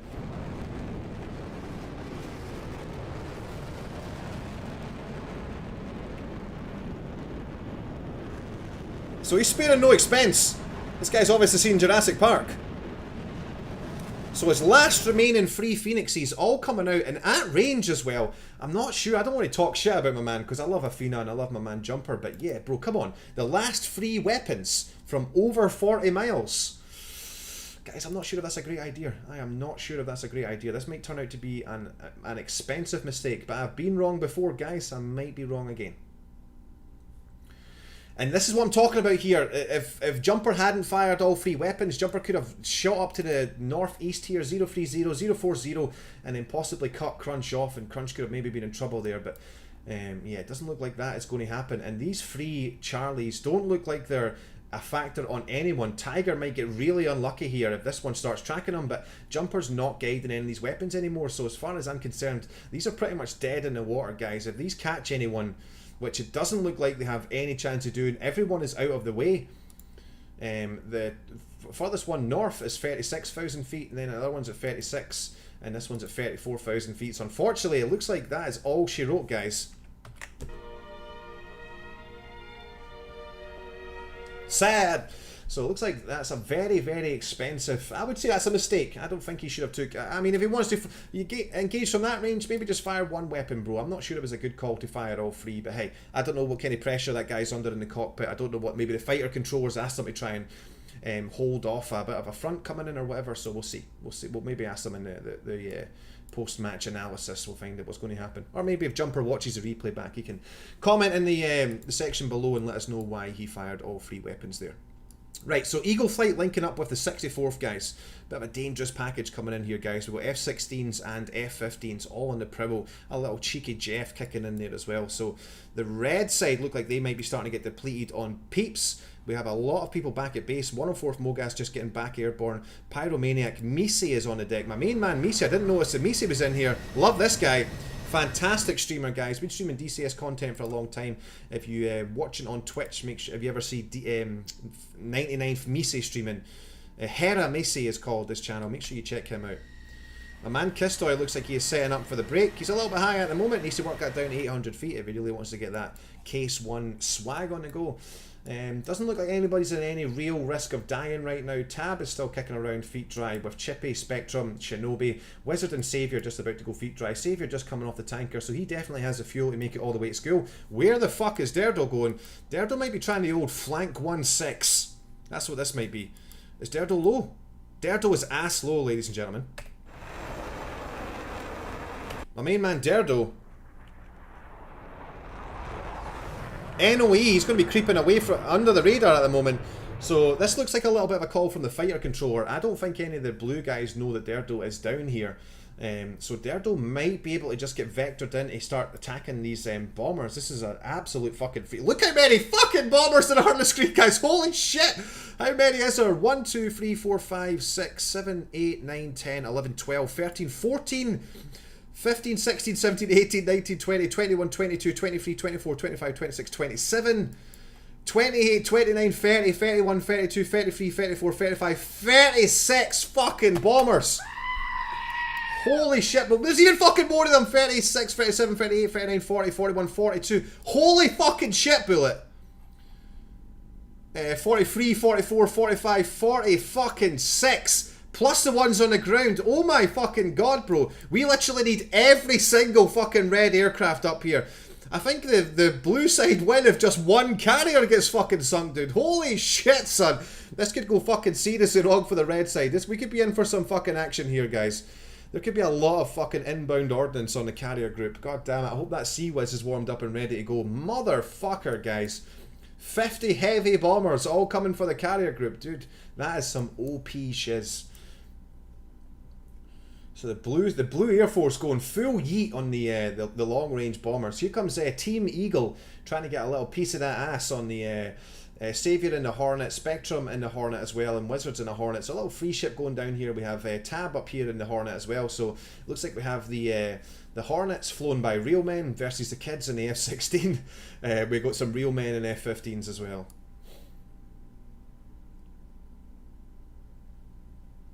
Alright, we'll wait and see how this goes. I'm expecting... Who the fuck is Commie shooting at? Commie taking a bit of a gimbal shot here on Wizard. I'll be very surprised if that makes it from 16 miles. That's actually quite... That might not be too bad. That might not be too bad. I'm not sure if Wizard sees this coming. Wizard does return fire from about 13 nautical miles. He doesn't double tap. It's just a single trade for each one. Commie's starting to pull the split S and get himself defensive. Wizard's a little bit too experienced, I think, to get killed from that sort of range as well. Yet Wizard is immediately going cold. He senses that weapon's inbound. Certainly knows the profile of an aircraft that is trying to kill him. So both pilots there recognising the danger and getting out of harm's way as quickly as possible. Doesn't look like anyone's going to die there. Wizard going for the notch gate. Although this AMRAM's still coming down at 22,000 feet. It's going to have some good energy. It has 650 knots in the bank. Wizard's going to start transferring his altitude into ground speed now and start extending away from that weapon. It looks like that is no factor. So Commie and...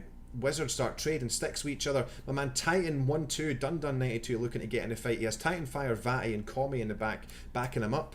Wizard, Spectrum and Saviour all looking to get in the fight with Tab and Chippy just slightly to the northwest. Dun needs to be careful here. Chippy might get a good chance to ambush Dun if he pushes in a little bit too close. Where did my man Derdo go? Derdo has been killed. It looks like maybe Tal Hermit got him. Tal Hermit did score a victory against Derdo with an AMRAM. Unfortunately, we did miss that guy. So Derdo was down here wheeling and dealing down low. It did not pay off for him. My man Tab going for the notch gate. He's real slow as well. He'll be unlucky if this catches him. I think he survived that. Yep, that AMRAM is no factor for Tab. So Tab elected to get in the notch gate and get real slow as well to try and maximise his survivability from that AMRAM, and he does a great job of that. So Saviour working down in the weeds around about Angel 7. So the fight's starting to get pushed down low as the AMRAMs start getting traded with each other. Oh fuck, someone could really die here. Tab's in big fucking trouble, dude. Titan Fire might get him. No, he is okay. This Titan Fire's going to be alright. Looks like there's another AMRAM tracking in on Tab, but that is not going to get the final terminal guidance onto his aircraft, so he is going to be okay. Commie extended out to the north even. No factor there from, it looks like the AMRAM from Chippy. He is going to be A-okay. We have Titan 1-3, my main man Sweeps, get backed up by my main man Octopus Fire. Both in F-15. Charlie's looking to get into the fight from the east. They're both up at 30-odd thousand, so they will be contrailing. So they're not going to be sneaking up on anyone, but there's some good energy.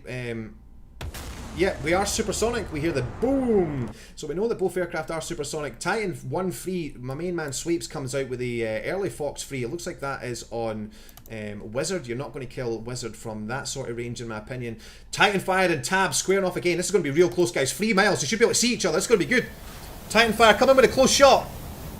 Ah, what happened there? I don't think that's guiding. There's the fucking Hornet right there, dude. Titan Fire needs to be careful and not put out... He's only putting out chaff, which is good. Needs to make sure that he doesn't put out any flares, because if he puts out flares, he's fucking dead. Because the F-18 is going to see him. Looks like both aircraft haven't seen each other, though. My man Sweeps must be targeted. Surely Sweeps sees him. Not sure what's going on with the lag. So it looks like Tab turning back into the fight low and slow. Tab doing a great job of getting into the notch gate, getting as slow as possible to get out of the fire.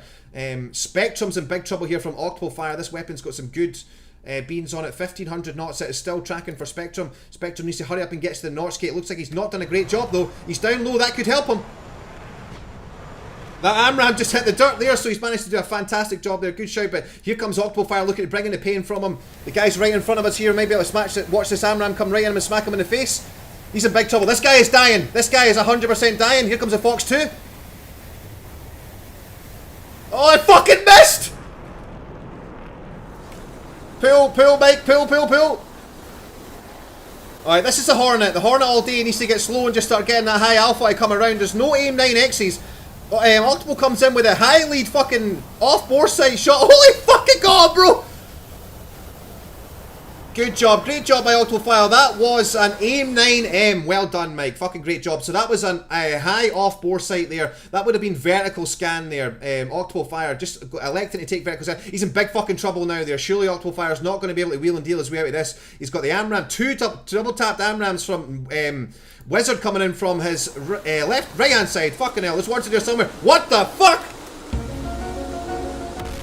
And he's hit. He is out of there, bro. He's definitely not going to survive that. Athena Tab will turn that frown upside down. Things getting a little bit fucking slicey and dicey here. My man has still got full fucking authority, bro. He's popping the air brake out. There's a lot of lagginess going on. Some bullshit in the back of the dude. If this guy gets a fucking kill, I'm uninstalling the game.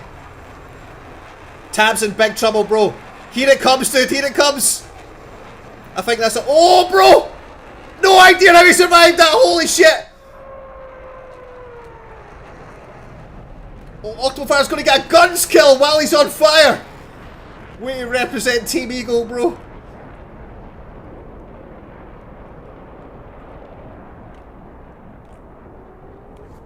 Alright, where's Wizard? Where the fuck is Wizard? Sweeper needs to get back in the fight, dude. Sweeper needs to get background and fucking help Octofire out. I don't think he's had that shout yet. Octofire's getting very slow. He still does have engines though. Octofire can turn this around. I don't think he has any sticks left. It is just down to guns. Titanfire. Octopus will be screaming on the fucking radio that, bro, I'm the guy on fire. I am the guy on fire. Here comes Titanfire coming to his bro's rescue. Hopefully that doesn't fucking lock onto Octopus. It looks like it's making a switch for the Hornet now. Boom! You're out of there, son. Well done, Titanfire. Way to fucking help your wingman. Good job. Great job there by the two fires. Multiple fire coming in, guys. Some heavy fire. Right, what else is going on? We have Bad Lego up on the top here. Looking a little bit isolated is Chippy, Mustang and Asper. These guys need to be careful. Where are all the heavy bombers? They're all congregating. It looks like they're all making their way north of Shiraz out towards the water here. So getting a little bit spicy, guys. Getting a little bit spicy. Sweeps might find himself in a bit of trouble here. He has Wizard 4 miles in the back. Wizard is down low with a ground speed of 600. Sweeper's a little bit faster than him. He's out in front at Angels 4 doing 730 ground speed. So Wizard's certainly not going to be able to run that F-15 down. Wizard needs to be careful as well. He might... What the fuck? This looks like a fucking team kill inbound, bro. Oh no, it did. That was my man, 64th Squadron Vi, bringing the shame, bro. Bringing the shame. Vi opens fire on a friendly F-15 and unfortunately fucking kills him. There's nothing friendly about friendly fire, guys. I'm not judging him. There's a lot of fucking bad things that goes on in battle and maybe just got a little bit of bad situational awareness there and made the wrong call. But unfortunately, Octofire, after fucking hanging in there, is unfortunately team killed by an F-16 driver. Here comes Sweeps and... Wizard look like they're going head to head. Uh-oh. What the fuck? Oh, he gets him! Great shot by Sweeper. Titan, one free Sweeper, bringing the pain on a Wizard. So Wizard does not live to fight another day. It looks like he's going to have to get himself another aircraft if he still has one life left. Sweep's taking him down with the AMRAM Bravo.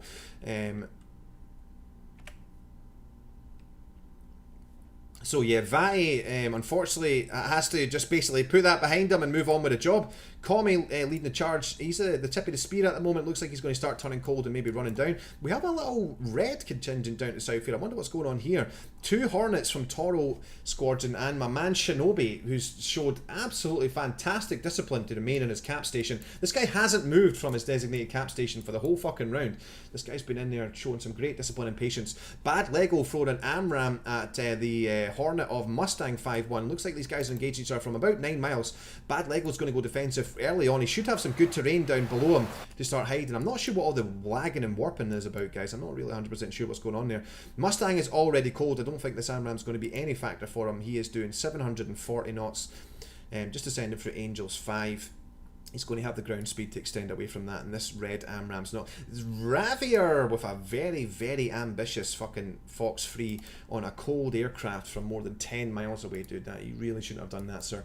My man 104th Mogas is starting to fucking dial in on the bomber flights that are coming in from the north, as are the 51st Squadron. Rich and Yambo, certainly no fucking strangers to the PvP community. These guys are absolute fucking veterans. They'll be looking to get vectored in from the fighter controller. Looks like they're going to take on the bombers head on. These guys are going to get fucking massacred. They don't have any fighter cover. We have a lone F-15 Eagle from Taw Croncat wheeling and dealing with the secondary package there, but it certainly looks like the first element of these heavy bombers guys are in big fucking trouble. This is not going to end up well for them. They have Mogas vectoring. What the red side really need to do now is make sure that they are coordinating their weapon calls, because there's no point in Rich and Yambo firing on the same fucking group of bombers as Mogas. That's just going to be a total waste. And remember guys, we have nearly 50 enemy bombers inbound, so yeah, these guys really need to make sure that they're being very disciplined with the weapon calls here and make sure they're not double targeted on people. We have the Vigans are airborne, guys. There was a 6 ship. We have 3 in the front, 1. So we're missing 2 of them. I don't know where the other 2 are. I don't see them. Maybe they are routing out somewhere else. But yeah, as well as all these bombers coming in from the north, guys, the red side have to contend with the blue anti-ship Vigans that are all coming in a little 4-ship package at the moment. Vati and Brook now heading cold back towards Bullseye with Taw Chiron. 99th Missy coming on station with his main man F99th Pyromaniac. Shout out to those guys, again no strangers to the multiplayer event PvP community. We have F18, an F18 square enough against Bad Lego. These guys are getting within 15 miles now, looking for some shots coming out. Here comes the first one from Chippy. Only from Angels 10 though, not really anticipating anything magic coming from that. It's going to be a very easy shot to evade. From 15 miles launched from Angels 10, surely Bad Lego's going to have the skills to pay the bills and make sure that he stays alive. It's going to be no factor for him. He's up at 21,000 feet. He's going to easily be able to transfer that altitude into ground speed. He's not even going to have to be able to outmaneuver that weapon. He's just going to be able to easily outrun it. Mogas with the first long-range Fox. Looks like there's he's double targeted. Oh, he is. Looks like Mogas might be launching on all 4. He's got 3 Phoenixes out at the moment.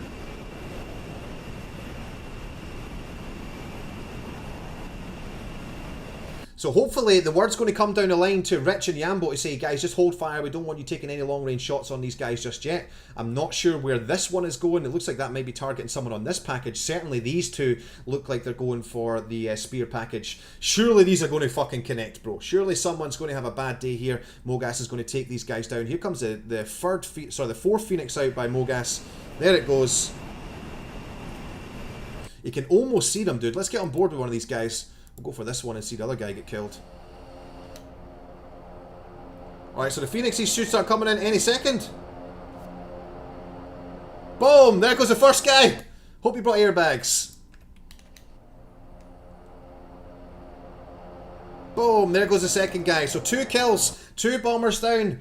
And it looks like he's... I don't know why he's targeting the ship in the back. Really, I would have liked to have seen Mogas target the guys in the front there and then get out of there. Taw Croncat has been given a head... Holy fuck, bro! This guy's at 45,000 feet. This guy's nearly doing Mach 2. He's doing over 1,000 knots ground. Mogas is in big trouble. We can see Mogas down in front of us there, guys. Mogas is the aircraft that's contrailing off our nose there. So it looks like Mogas is going to get ran down by this F-15. I don't think he has any spears to throw back at him. He's certainly not going to be able to extend away from that. It looks like this Charlie isn't going to find its mark, but this B-52 might be in big fucking trouble. Let's, in fact, will we watch the weapon? Here it comes, son. Boom. Ah, a little bit of lag there, but I think that definitely got him. Yeah, he is going down, bros. So long, sir. Right, so Mogas doing a good job at wheeling and dealing, but I think he's going to find himself in big trouble now. He might be falling on his own sword here. He knows that he has 1 life left, so I think he's going to just sacrifice himself. Looks like he has AIM 7s on board. He's going to try and take the last 2 bombers down, and then hopefully try and get lucky with the... F-15 that's coming out to run him down. Taw Croncat really needs to start getting vectored north into lead pursuit so he can get in front of Mogas. Mogas with the AIM 7 out on the bomber right off his nose. Bit of a massacre going up on the north. Holy fuck, dude! That guy legitimately barrel rolled!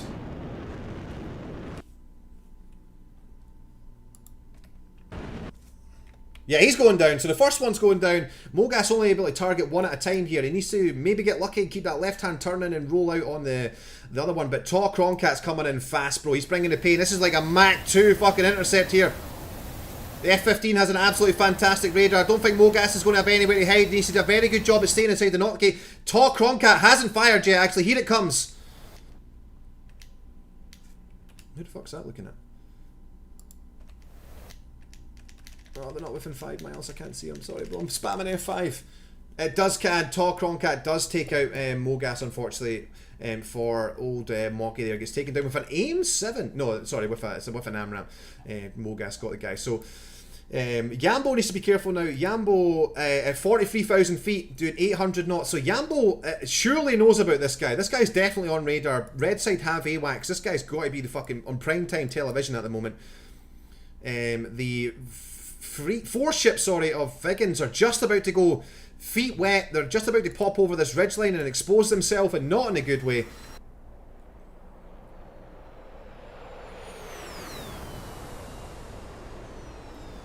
They're not very fast. They're very, very slow at the moment. They may be a combination of trying to save fuel whilst at the same time.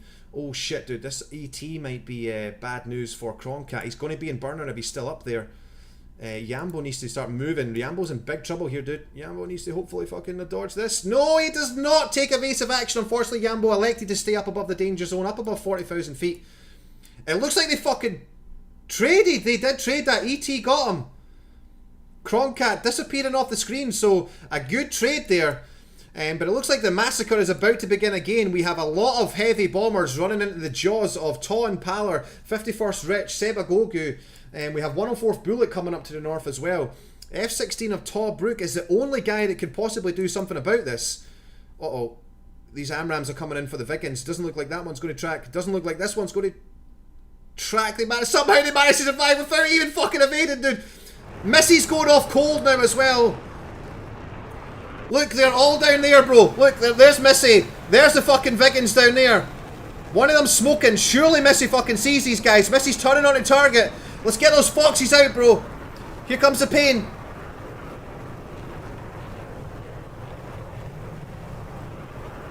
Oh, one down, 2 down, my man. Missy's out there wheeling and dealing, bro. He's fucking a legend.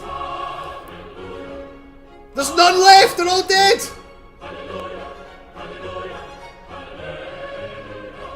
Missy single-handedly fucking taking all 4 of the Vikings down, bro. That was a huge mistake. A huge mistake by the blue side to commit those guys feet wet. They were so fucking slow as well. They had no air cover. They had a wall of fucking red guys in front of them, and they still elected to go out feet wet. Huge fucking mistake on the blue side. Let's check in with the fucking massacre. What the fuck? Anti-ship missiles out, guys. Vampire, vampire, vampire. We have 4 anti-ship missiles out. Looks like this guy's about to start spamming some missiles out as well. Hopefully we'll be able to see this. I'm not sure if... Maybe they only fire 2. I think they maybe only fire 2 each. And Rich needs to fucking hurry up and turn this frown upside down. Come on, bro. Start fucking shooting. Let's get a weapon off, Rich. Any time now would be fantastic, sir. Why are we not firing anything? There's no way this guy doesn't see them. What the fuck?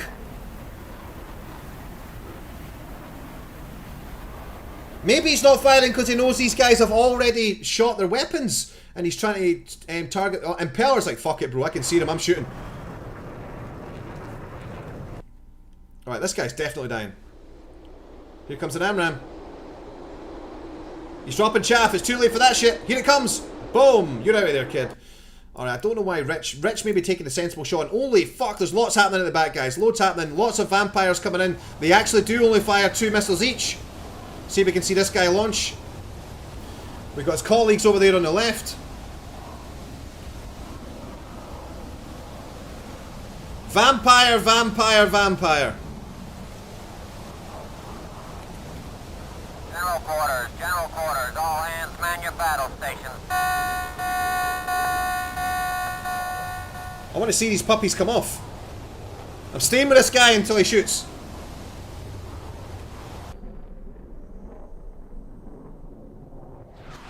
Come on, bro, give me the heat.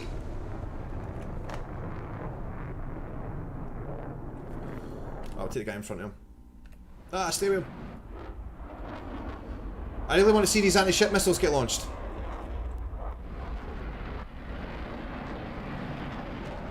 Oh, come on, bro. Shoot. I bet you as soon as I fucking go away from this guy, he'll fire. Fire, bro! Bob Saget. Alright, I'm not sure, not 100% sure. Rich is still in the... Is Rich fucking not got a is he Master Arm is safe or something, Rich? Let's fucking fire a weapon, sir!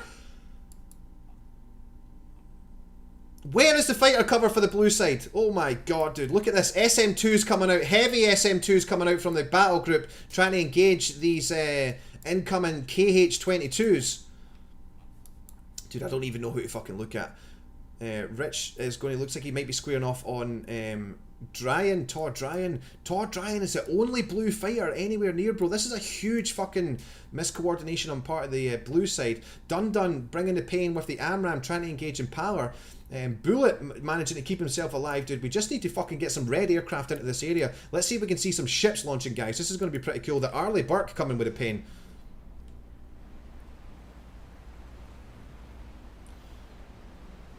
My man's rimming.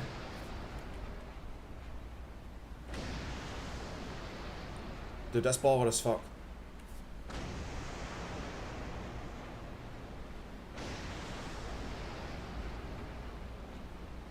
So Arleigh Burke doing what she can. Fucking loads of SM2s out, bro. These guys are going to get rimmed. And not in a good way. Let's see if we can get on board with a missile and see if we can watch one of these connect.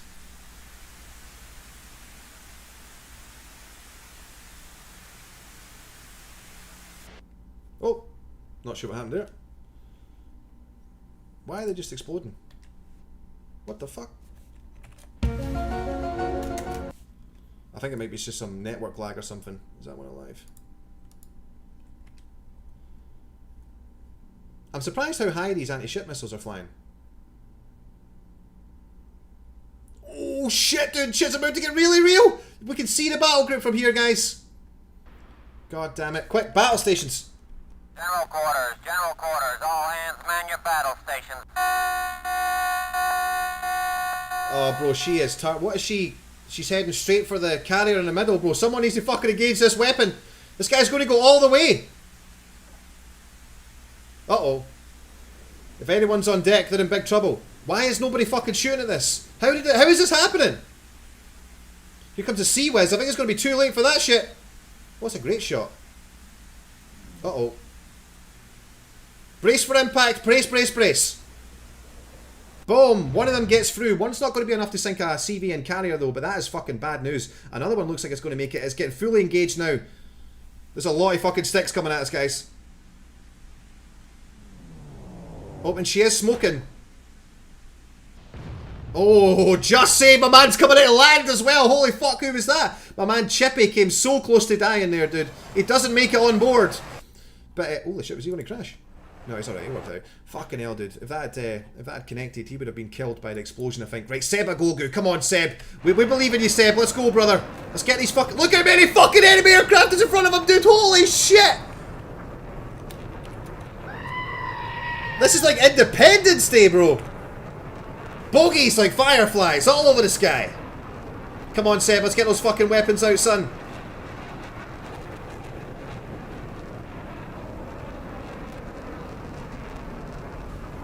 This shit is crazy!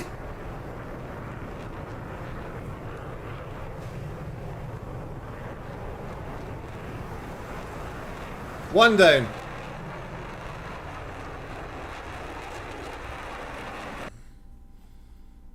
Takes down another one. Nice. That guy, oh, he still got both his weapons off though. Come on, Seb, target these guys. So they still got their sticks. They still have their sticks. This is not good, guys. Shit is getting really real. Seb might be able to fucking target him though. He's right above him, bro. Let's go with the aim 9s. Look up, Seb, you fucking buster! Seb is not looking up, guys. Unfortunately, that fucking bomber's going to YOLO right over him. I really want to see one of these... here we go. Let's get this. Boom! Give me another one. Boom!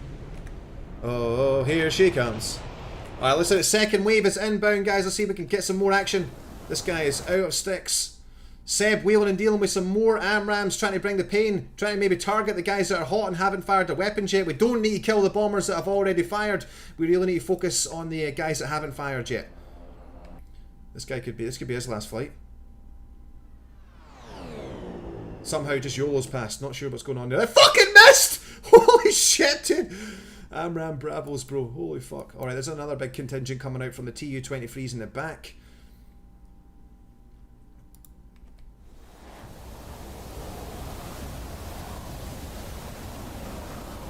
No chaff coming out, so he's not being targeted. Certainly doesn't have any warnings or anything going off. It looks like all these guys have fired their weapons. Do these bros have anything on? You don't see the external loadouts on those guys. Where is the blue fighter cover, guys? Where is it? What the fuck is going on here? Holy shit, guys, a dogfight. 51st Rich, I believe, is taking on Dryan. I don't know what's going on with all the lag and the warp.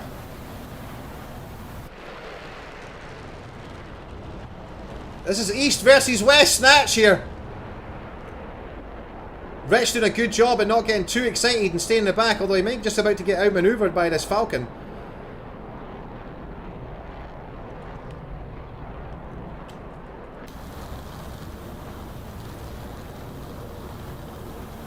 Fight's very slow right now, which will suit the Russian. F-16's not fantastic down fighting low and slow. More of a high energy, bro, this F-16. What the fuck? Gear down, bro. Really? What? Is he out of fuel? Bro, you literally could not make this up. I hope this guy comes round and guns him.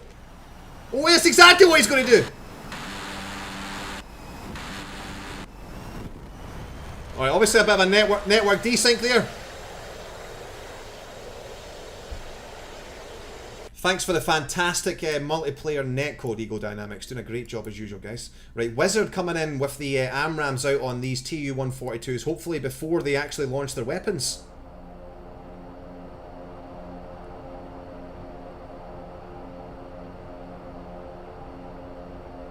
Waiting. Waiting.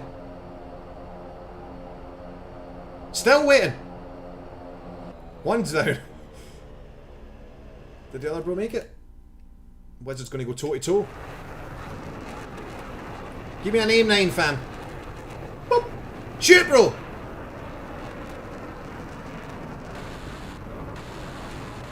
Nice. Alexei saved the spears. A bit of a gamble there, though. If that bomber had fired his weapons, then he might have regretted that. But I think he's saving his shots for the next guys coming in. My man Raccoon is going to take on Todd Dryden. This is going to be a massacre, guys. We pretty much know that they're going to die, so we will just watch this take place even. Press F5. There we go. Should be able to see both aircraft now. Where's my man Raccoon? There's Raccoon. He's just been launched on. Raccoon has not returned fire. Great shot by Dyron, fucking whatever his name is. Boom, Raccoon's out of there. Good shot. My man Dyron, whatever his name is. Sorry, bro, if I fucked that up. Good fighting by you, bro. Well done. Well done, young man. My man Athena Jumper chasing down a Tu-23. This is risky, bro. I don't think we really need to do this, guys. Surely he's already fired his weapons. Looks like he's trying to gun him down. Pew, pew, pew, motherfucker. Taking a little tippy-tap toes. Tip-tap, tip-tap toe. He's just trying to gun him down. He's coming in with that supersonic snatch. Looks like he has connected. Pilots are fucking bailing out of there, bro. Alright, is he going to try and run? I think this is a waste, dude. I don't think these guys should be focusing on the bombers that have already fired their weapons. These guys need to start targeting the... Well, maybe everybody's fired their weapons, guys. Alright, here we go, here we go, here we go, here we go, here we go, here we go. How many times can you say here we go, here we go, here we go? F9. Stuff's happening. Sea Wiz is out. We're engaging stuff, guys. Battle stations. General quarters, all hands man your battle stations. There was one. Bogies like fireflies all over the sky. We'll get on board with this guy. So shit's getting really real out here.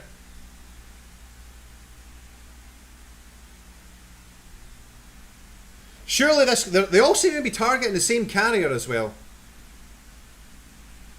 I think this might be yet another Eagle Dynamics bug. Every single one of them has went for the... They've all targeted the same carrier. That did not make it. There's a rim out. Rimmin. Team Rim. I hear you. Alright, Croncat looking to wheel and deal again from the fucking danger zone. For Angels 43. Let me hear some noise. He is targeted on Wizard, who again is fucking targeting cold bombers, guys. I think there's some serious uncoordination here. I don't think this is a good call. He is just totally fucking... He's going to get ran the fuck down by my man Croncat. He's not really going for the notch gate. Seems to be turning into the weapon, if anything, dude. This is bad, bro. This is real bad. He's going to return fire, though. He takes it to the face! Croncat maybe has too much energy to get out of the way here. Oh! Holy fuck! Did you guys see that? Both arm grabs! My man fucking Croncat easily fucking... Well, not easily, bro, but he pulled the fucking Pro Maneuver 4000 there, guys. Holy shit, dude. That was something special. He fucking loaded up that... He banked that... Fucking pulled back on the stick just in time there. Both... What the fuck? How are they flying back the way now? Bro, what the fuck?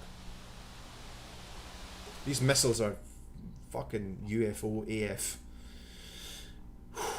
Right. Fucking give me some water, bros. Holy shit.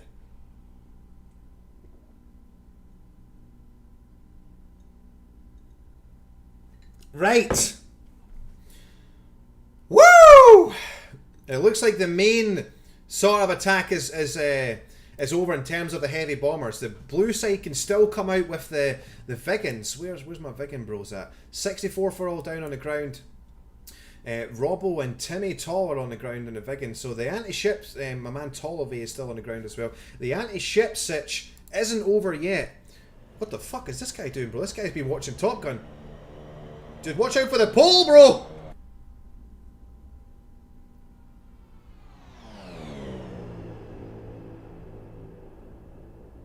This guy's like, yo, the fast jet boys don't get to have all the fun.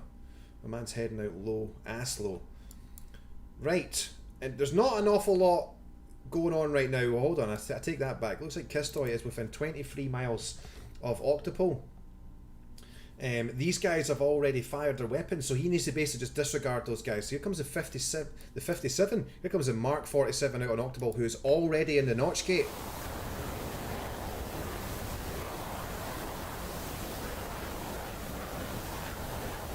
Octopole doing a good job. He'll stay. There's no fucking chance that weapon's going to hit Octopole from there. Not at that range. That's like 23 miles. Octopole's a very skilled pilot, trained professional that really knows what he's doing. There's no way that's going to fucking catch him sleeping from there.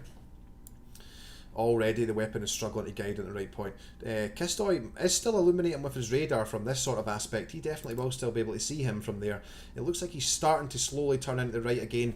Octopole might be doing a really good Doppler notch here, and he's probably faded from Kistoy's radar at the moment. That weapon certainly isn't going to be a factor, but Kistoy is still turning to the right, it looks like, so he might try and wheel and deal. Yeah, he is starting to go for pure pursuit now. He's going to wait for Octopole to turn in. 15 miles, dude. Octopole is going to start turning in from Angels 13. He's got some good speed in the bank. He's got 500 knots across the wings. My man Kistoy is doing 600 knots. Here comes the Phoenix out. Second Phoenix out on Octopole. Away it goes. Octopole needs to be careful here. Octopole needs to get into the notch gate right now or he's in big trouble. Octopole might be heading low. He's still at Angels 12. I don't know if he can see that missile burning towards him. This missile is going to be a bit of a problem for good old Mike here. He's desperately trying to get to the notch gate, getting that chaff out. Oh, Octopole takes it to the face. God damn it! I had the skills to pay the bills to fucking dodge the first one, but yeah, didn't really do a good job at dodging that 15 mile away. Didn't get to the notch gate soon enough. Maybe he didn't see him fire. So credit where credit's due to Kistoy. Getting down low. Octopole might have been looking for him up high somewhere, and Kistoy's doing a good job at getting down low and taking him by surprise. So shout out to Kistoy there. Very well done, sir. Octopole fire, a very seasoned pilot in PvP combat. Really knows his stuff, so certainly not going to be an easy kill for someone to take out. Octopole fire and Kistoy making it look easy, so credit to you, sir. Rich looks like he's going to be squaring off against Croncat. Croncat on his own, the only blue aircraft, the only blue fighter anywhere near Bullseye. He is feet wet right now, so that is bold, bro. That is bold, although he is doing Mach 2 again, 41,000 feet. These tall guys love their boom and zoom. Up above 40,000 feet doing 1,000 knots ground speed. And it it looks like he's going to be in a great shooting position on Rich. Now Rich needs to be careful here. I think Rich actually got caught out. This is Rich's second life. He got caught out earlier on when he elected to stay inside the danger zone. Croncat's going to be able to come with the active weapon. Rich needs to either... Rich is probably going to employ an ET. He's actually going to go with an ER shot, bro. He's fucking dead, dude. I'm telling you now, this guy. Unless he gets the fuck out of the danger zone now, this guy is in big trouble. Croncat coming with the AMRAM. He's electing just to fire one. Looks like they're going to throwing stuff at each other from about 20 miles. Rich needs to keep the ER guide, and the ER's a very, very fast missile, bro. I might just be about to just fucking eat my words here. This ER is tracking. The problem is, though, Croncat can fucking go cold, and his weapon's still going to guide. Rich doesn't have that same... Rich is now gone cold, so that weapon has lost track. Misses. Rich. Makes it. Nice job, sir. Well done. Great skill by both pilots to stay alive there. Rich definitely in the shooting position now. Looks like Croncat has elected to stay inside the danger zone. Rich has had to... There's no way he was going to survive against the AMRAM if he stayed up above 40,000 feet. He'll probably be getting talked on by the fighter controller. Just a reminder for everybody watching, both teams have real people acting as fighter controllers, telling them where the enemy jets are. So he'll be getting talked on right now. The fighter controller will be fucking screaming at him, right, turn right, heading 080 for lead pursuit. Croncat, if he's smart, is going to go cold towards bullseye. If he's greedy or foolish, he's going to turn in. They're well within about 11 miles of each other now. So the second that Croncat starts manoeuvring towards Rich, Rich will just start throwing fucking sticks at him. But I think, he's going to go with a cold ER shot, bro. That's a fucking bold move. This guy's doing 1,000 ground speed. But the ER is super fast. So I've seen stranger things happen. And this is DCS. Holy shit, dude. This is doing 2,000 knots in the climb. We'll see how this gets, see how close this gets. Maybe it's just as a bit of a defensive shot, trying to get Croncat to make a mistake here. Really what Croncat needs to do is put this guy's radar signature on his exact 6 o'clock, and rather than worried about outmanoeuvring the weapon, just simply outrun it with just sheer pace from the F-15. He is about 46,000 feet, he's climbing, so I don't think that this ER has a chance at catching this guy. No, the ER definitely doesn't have a chance. So we have some more 142s inbound. Is this a low guy? This is a low guy. This guy's been fucking watching some serious fucking low-level action on YouTube. This guy's like, yo, I'm not fucking flying in there high. Fuck that. I'm going to go in low like a pro. I hope this guy gets a kill. Alright, Kistoy with a massive chance gone. He could have, if he had thrown a Phoenix at Croncat from that sort of altitude, it definitely would have caught him. Right, I'm going to leave it on this for you guys, and again, I drink too much coffee. I need to pee all the time, guys. I'll be right back.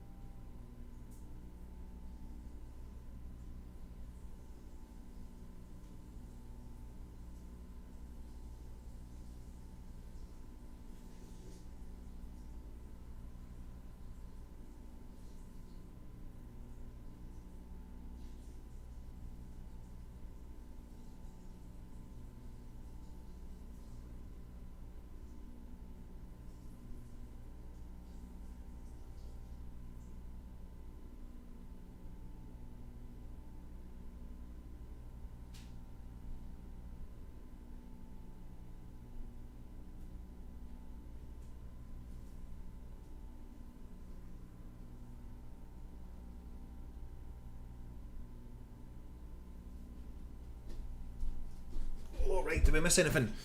No, we did not miss anything, guys. Right, so it looks like Rich and Kistoy and Black Pixel are all heading in feet dry. They're going to be squaring off against Tall Brook, who's coming at them in a Viper. I know some people get really upset when you call it the Falcon. Right, Mogas and Spectrum look like they are outbound back in the climb, looking to get wheeling and dealing. Anybody on the approach? It looks like Raccoon has just taken off from the... holy shit, there's a lot of fucking people on this boat. The USS Washington. Looks like these guys are just getting ready to come out. We have someone coming in for the recovery. So we'll go into the LSO here. Nice, it works!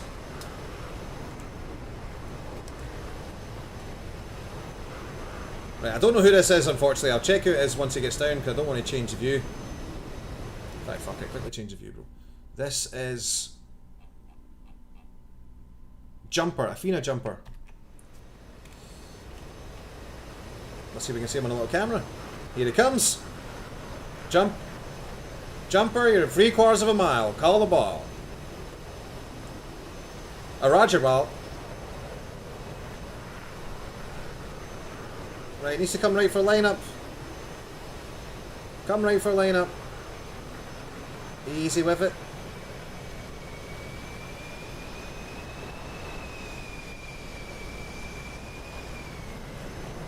Oh, he made it. He made it. It was a little wobbly, but he made it. We've got someone else. Looks like he's going to the fucking drink, bro. No! Oh my god! Somebody did not make it, guys. Who ejected? Somebody ran out of fuel, I think.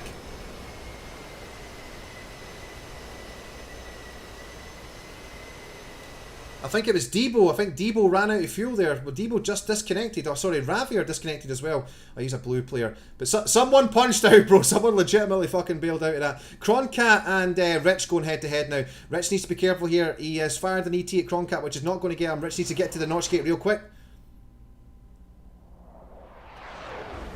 Dodged! Good job, both pilots managed to stay in the fight. Rich with the early commit as well. Looks like he's going to have Croncat right off the nose at 8 miles. He's looking for an ER shot. Risky fucking biscuits from this sort of range, guys. He's going to have an AMRAM back to the face. And Croncat's up at flight level 20. Flight level 25. Angel's 25. This is bad news for Rich. But Rich is straight in the notch gate, gets a breakout. I want to see some chaff out, fam. There's the chaff. Boom! Too late with the chaff, son. He's going home. Good kill by Croncat there. Well played, sir. Well played. My man, 100 Kiap Pixel coming in with the ER. Trying to put some vengeance on for his man that just got fucking shot down there. Croncat looks like he's looking to turn fire. He does indeed. He gets an AMRAM out. So Black Pixel follows up with the ET. This ER is going to stop guiding because he is broke lock. There's no way this ER should connect. That is still guiding, dude. What the fuck? And the ET. Croncat must be out of burner. Does a sensible... It's back into burner now, but the ET is not going to track. So great fucking wheeling and dealing by Croncat. Black Pixel, heavy defensive. This fucking Bravo might get lucky, dude. Might get very lucky. Who are you shooting at?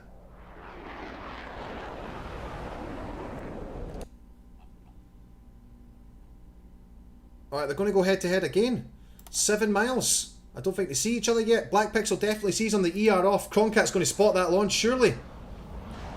He fires off the AMRAM and instantly goes defensive straight away. Here comes the ER. Black Pixel needs to hang in there and be brave, be brave, be brave, be brave. Oh, that's a maneuver kill. That is a maneuver kill for Black Pixel. Well done, sir. Stay alive, son. Stay alive, bro. Fucking made it. Well done. Great flying. Oh shit, that's fucking flying in formation with him, dude. Oh, he's made it. He's made it. Calm down, Maverick. Calm down. Right, Black Pixel out there wheeling and dealing. Great job for the red side. Well done, sir. Well done. What the fuck is my man Kistoy doing? What you got, bro? You got any weapons there? He's got 2 sticks. We need Kistoy up to the north vectoring on this heavy bomber ship. It looks like Blaze and Crunch. Blaze, Crunch and Tiger. Looks like they might have just refueled or something. They're flying pretty close to this KC-135. Looks like they're just coming off the tanker here.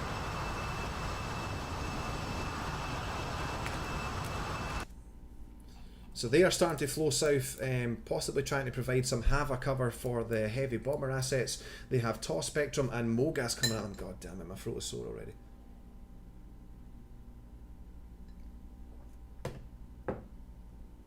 Right, quite a lot of red assets coming back out from the carrier group now. Pyromaniac is climbing, so he's just departed from the boat.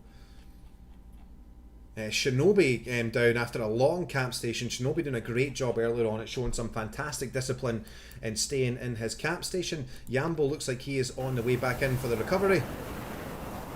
He's a little high right now, so he has a little ways to go. Doesn't look like there's any air-to-air action going on right now. We have the Vigans coming back out again, guys. My man Tollevey heading back out. So the last time all the Vigans got massacred by Hera Mise, my main man Mise, pretty much fucking took them all down, bro. They all came out feet wet right in front of Mise, and he had the skills to pay the bills. Took them all fucking down, took them out of the game. It was an absolute massacre, guys. It was a sad sight to see. But yeah, unfortunately that happens. The blue side didn't have any air cover on top of the Vigan assets. It looks like they've learned from their lesson though. They have my main man Young Sweeps out to the north in the Eagle, and Titan Fire, another veteran of the DCS community. Two very great pilots, very experienced F-15 pilots. So those guys are providing some great cover. We have 64th Tal Hermit and 64th No Wheels with Bonnie Prince Comey in the back, providing some fighter cover for these guys as well. So hopefully we're not going to see a massacre of the AGS 37s again. Hopefully those guys will actually get some air cover, and it would be nice to see them actually get some weapons off. It'd be a shame if they just went out feet wet and just died straight away again.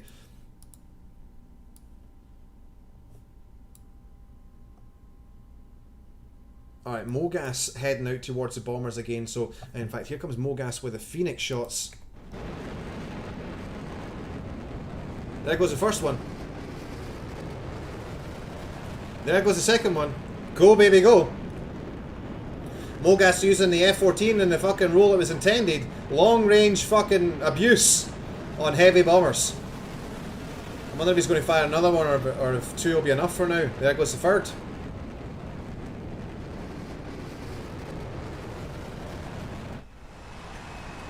Alright, so Mogas bringing the pain. 3 Phoenixes launched from Angels 27.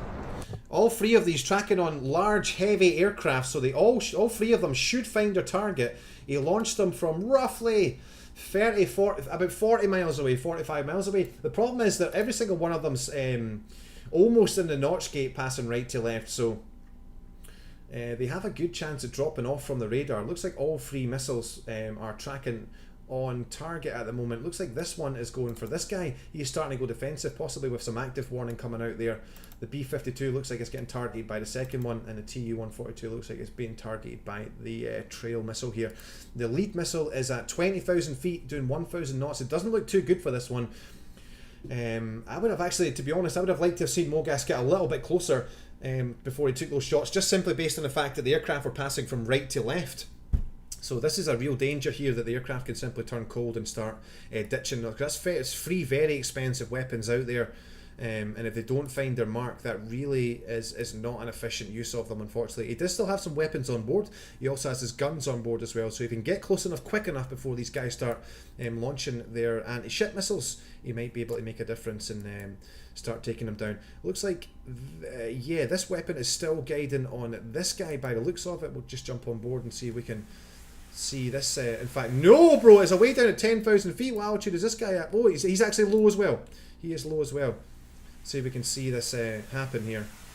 The weapon still has 700 knots in the bank. Oh, I see the bomber. I see the bomber. Here he comes. It looks like the game is up. So long, sir. Mogas takes one down. Takes one of the low flyers down.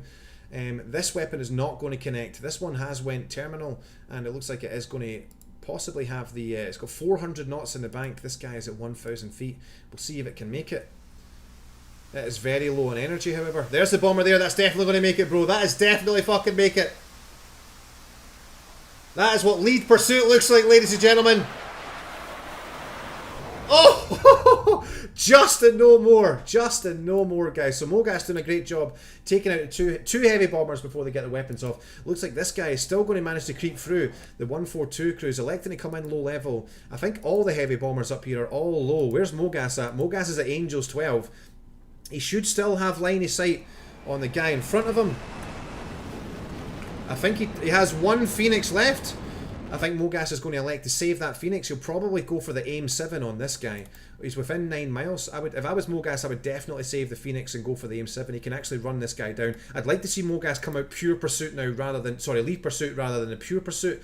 And maybe he's going for lag pursuit a little bit just to make sure that he can maintain the radar lock on him. Coming up for 7 miles. We should be able to see this guy pretty soon.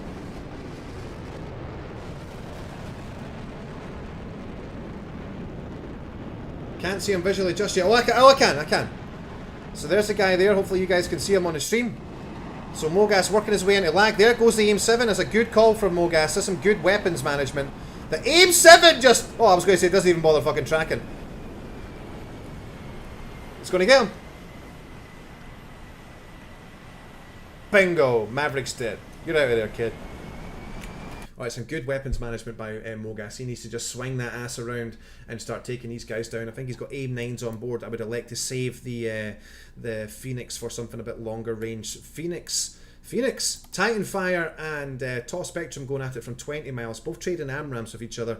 Two very experienced pilots here. I'd be very surprised if either of them kill each other. Titan Fire is under a bit of pressure right now though, because he has this little free ship package out there that Titan Fire will be worried more about these guys than his own personal safety. I can guarantee you that maybe Titan Fire taking on a long shot just to try and take a bit of the heat off the Vikings before the F-18. There's a free ship of Hornets looking to get close to these Vikings and turn that frown upside down. Timmy Tall might just be leading back just in case a Hornet comes barreling over a mountain in front of him, shooting down all his friends in front. Which, actually, Timmy Two Toes electing just to offset. Maybe they're all getting the call that, hey bro, this is not good dude, you guys need to turn around. They're all flying south, they're starting to flow towards Bullseye, which is a good call as far as I'm concerned. Commie squaring up against Saviour. Saviour should be low. Angel's 12. Commie's probably going to be around. Commie's coming down from the danger zone. Commie's got a lot of energy here. Toss Saviour already in the notch gate for the first AMRAM coming down from Commie. It looks like he's trying to seduce Commie to come in a little bit closer. In fact, he's not doing that. Toss Saviour putting out an AMRAM on the cold sweeps from about 7 miles. I don't think that's going to have the fucking beans to make it, especially from that altitude. Commie might just get lucky here and take Saviour out of the game, because Saviour has turned in hot. I don't think that weapon's going to make it. What the fuck is going on here? Oh!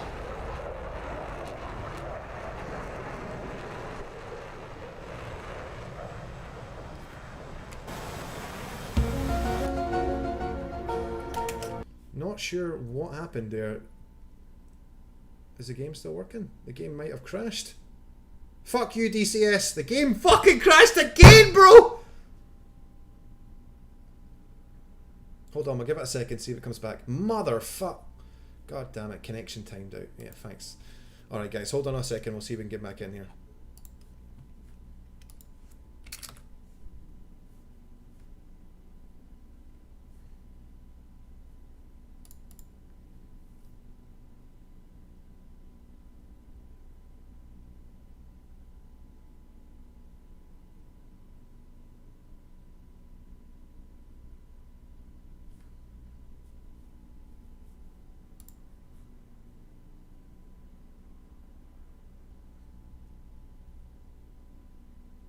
Channel switched. Did bad things happen?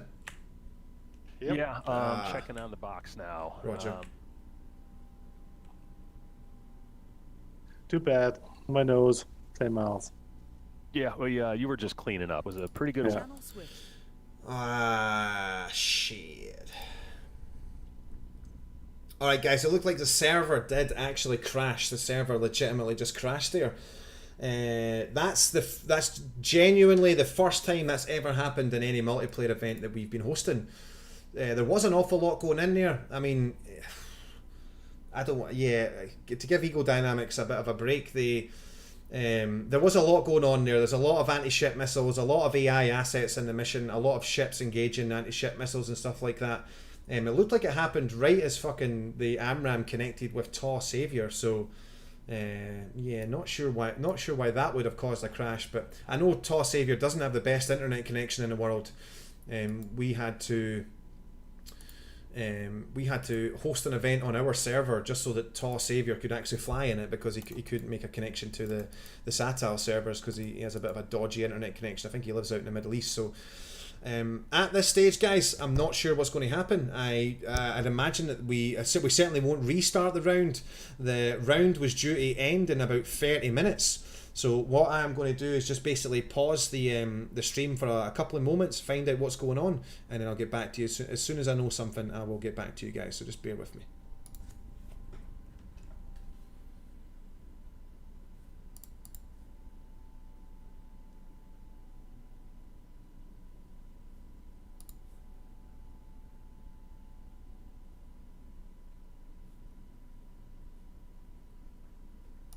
Hello guys. Are we just going to call it there, Bullet, yeah? Or you want to try and do something? Yeah, we'll call it. Alright. User joined your channel. User was moved out of your channel. User was moved out of your channel. Alright guys, you heard it from Iron Mike there, so it looks like, unfortunately, get the fucking sad song on, guys. unfortunately, that is going to be it, guys. I really didn't want it to end like this. Guys, but that is going to be it, I'm afraid. Like I said, the event only had about 30 minutes left to go, so I'm not sure who won. Guys. I will. You guys will have to just check out on the forum post to see what goes on there for who is the victors. Check in with us this time next week, guys, because we will actually be hosting another. We're doing helicopter wars at the same time next week on the 104 server.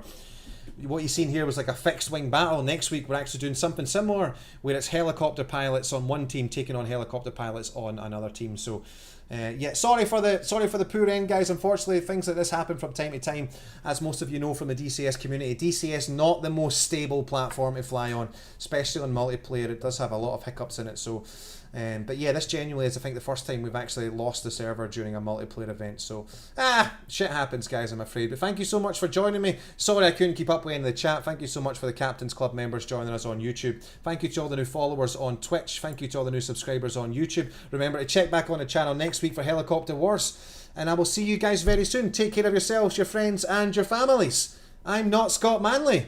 Fly safe.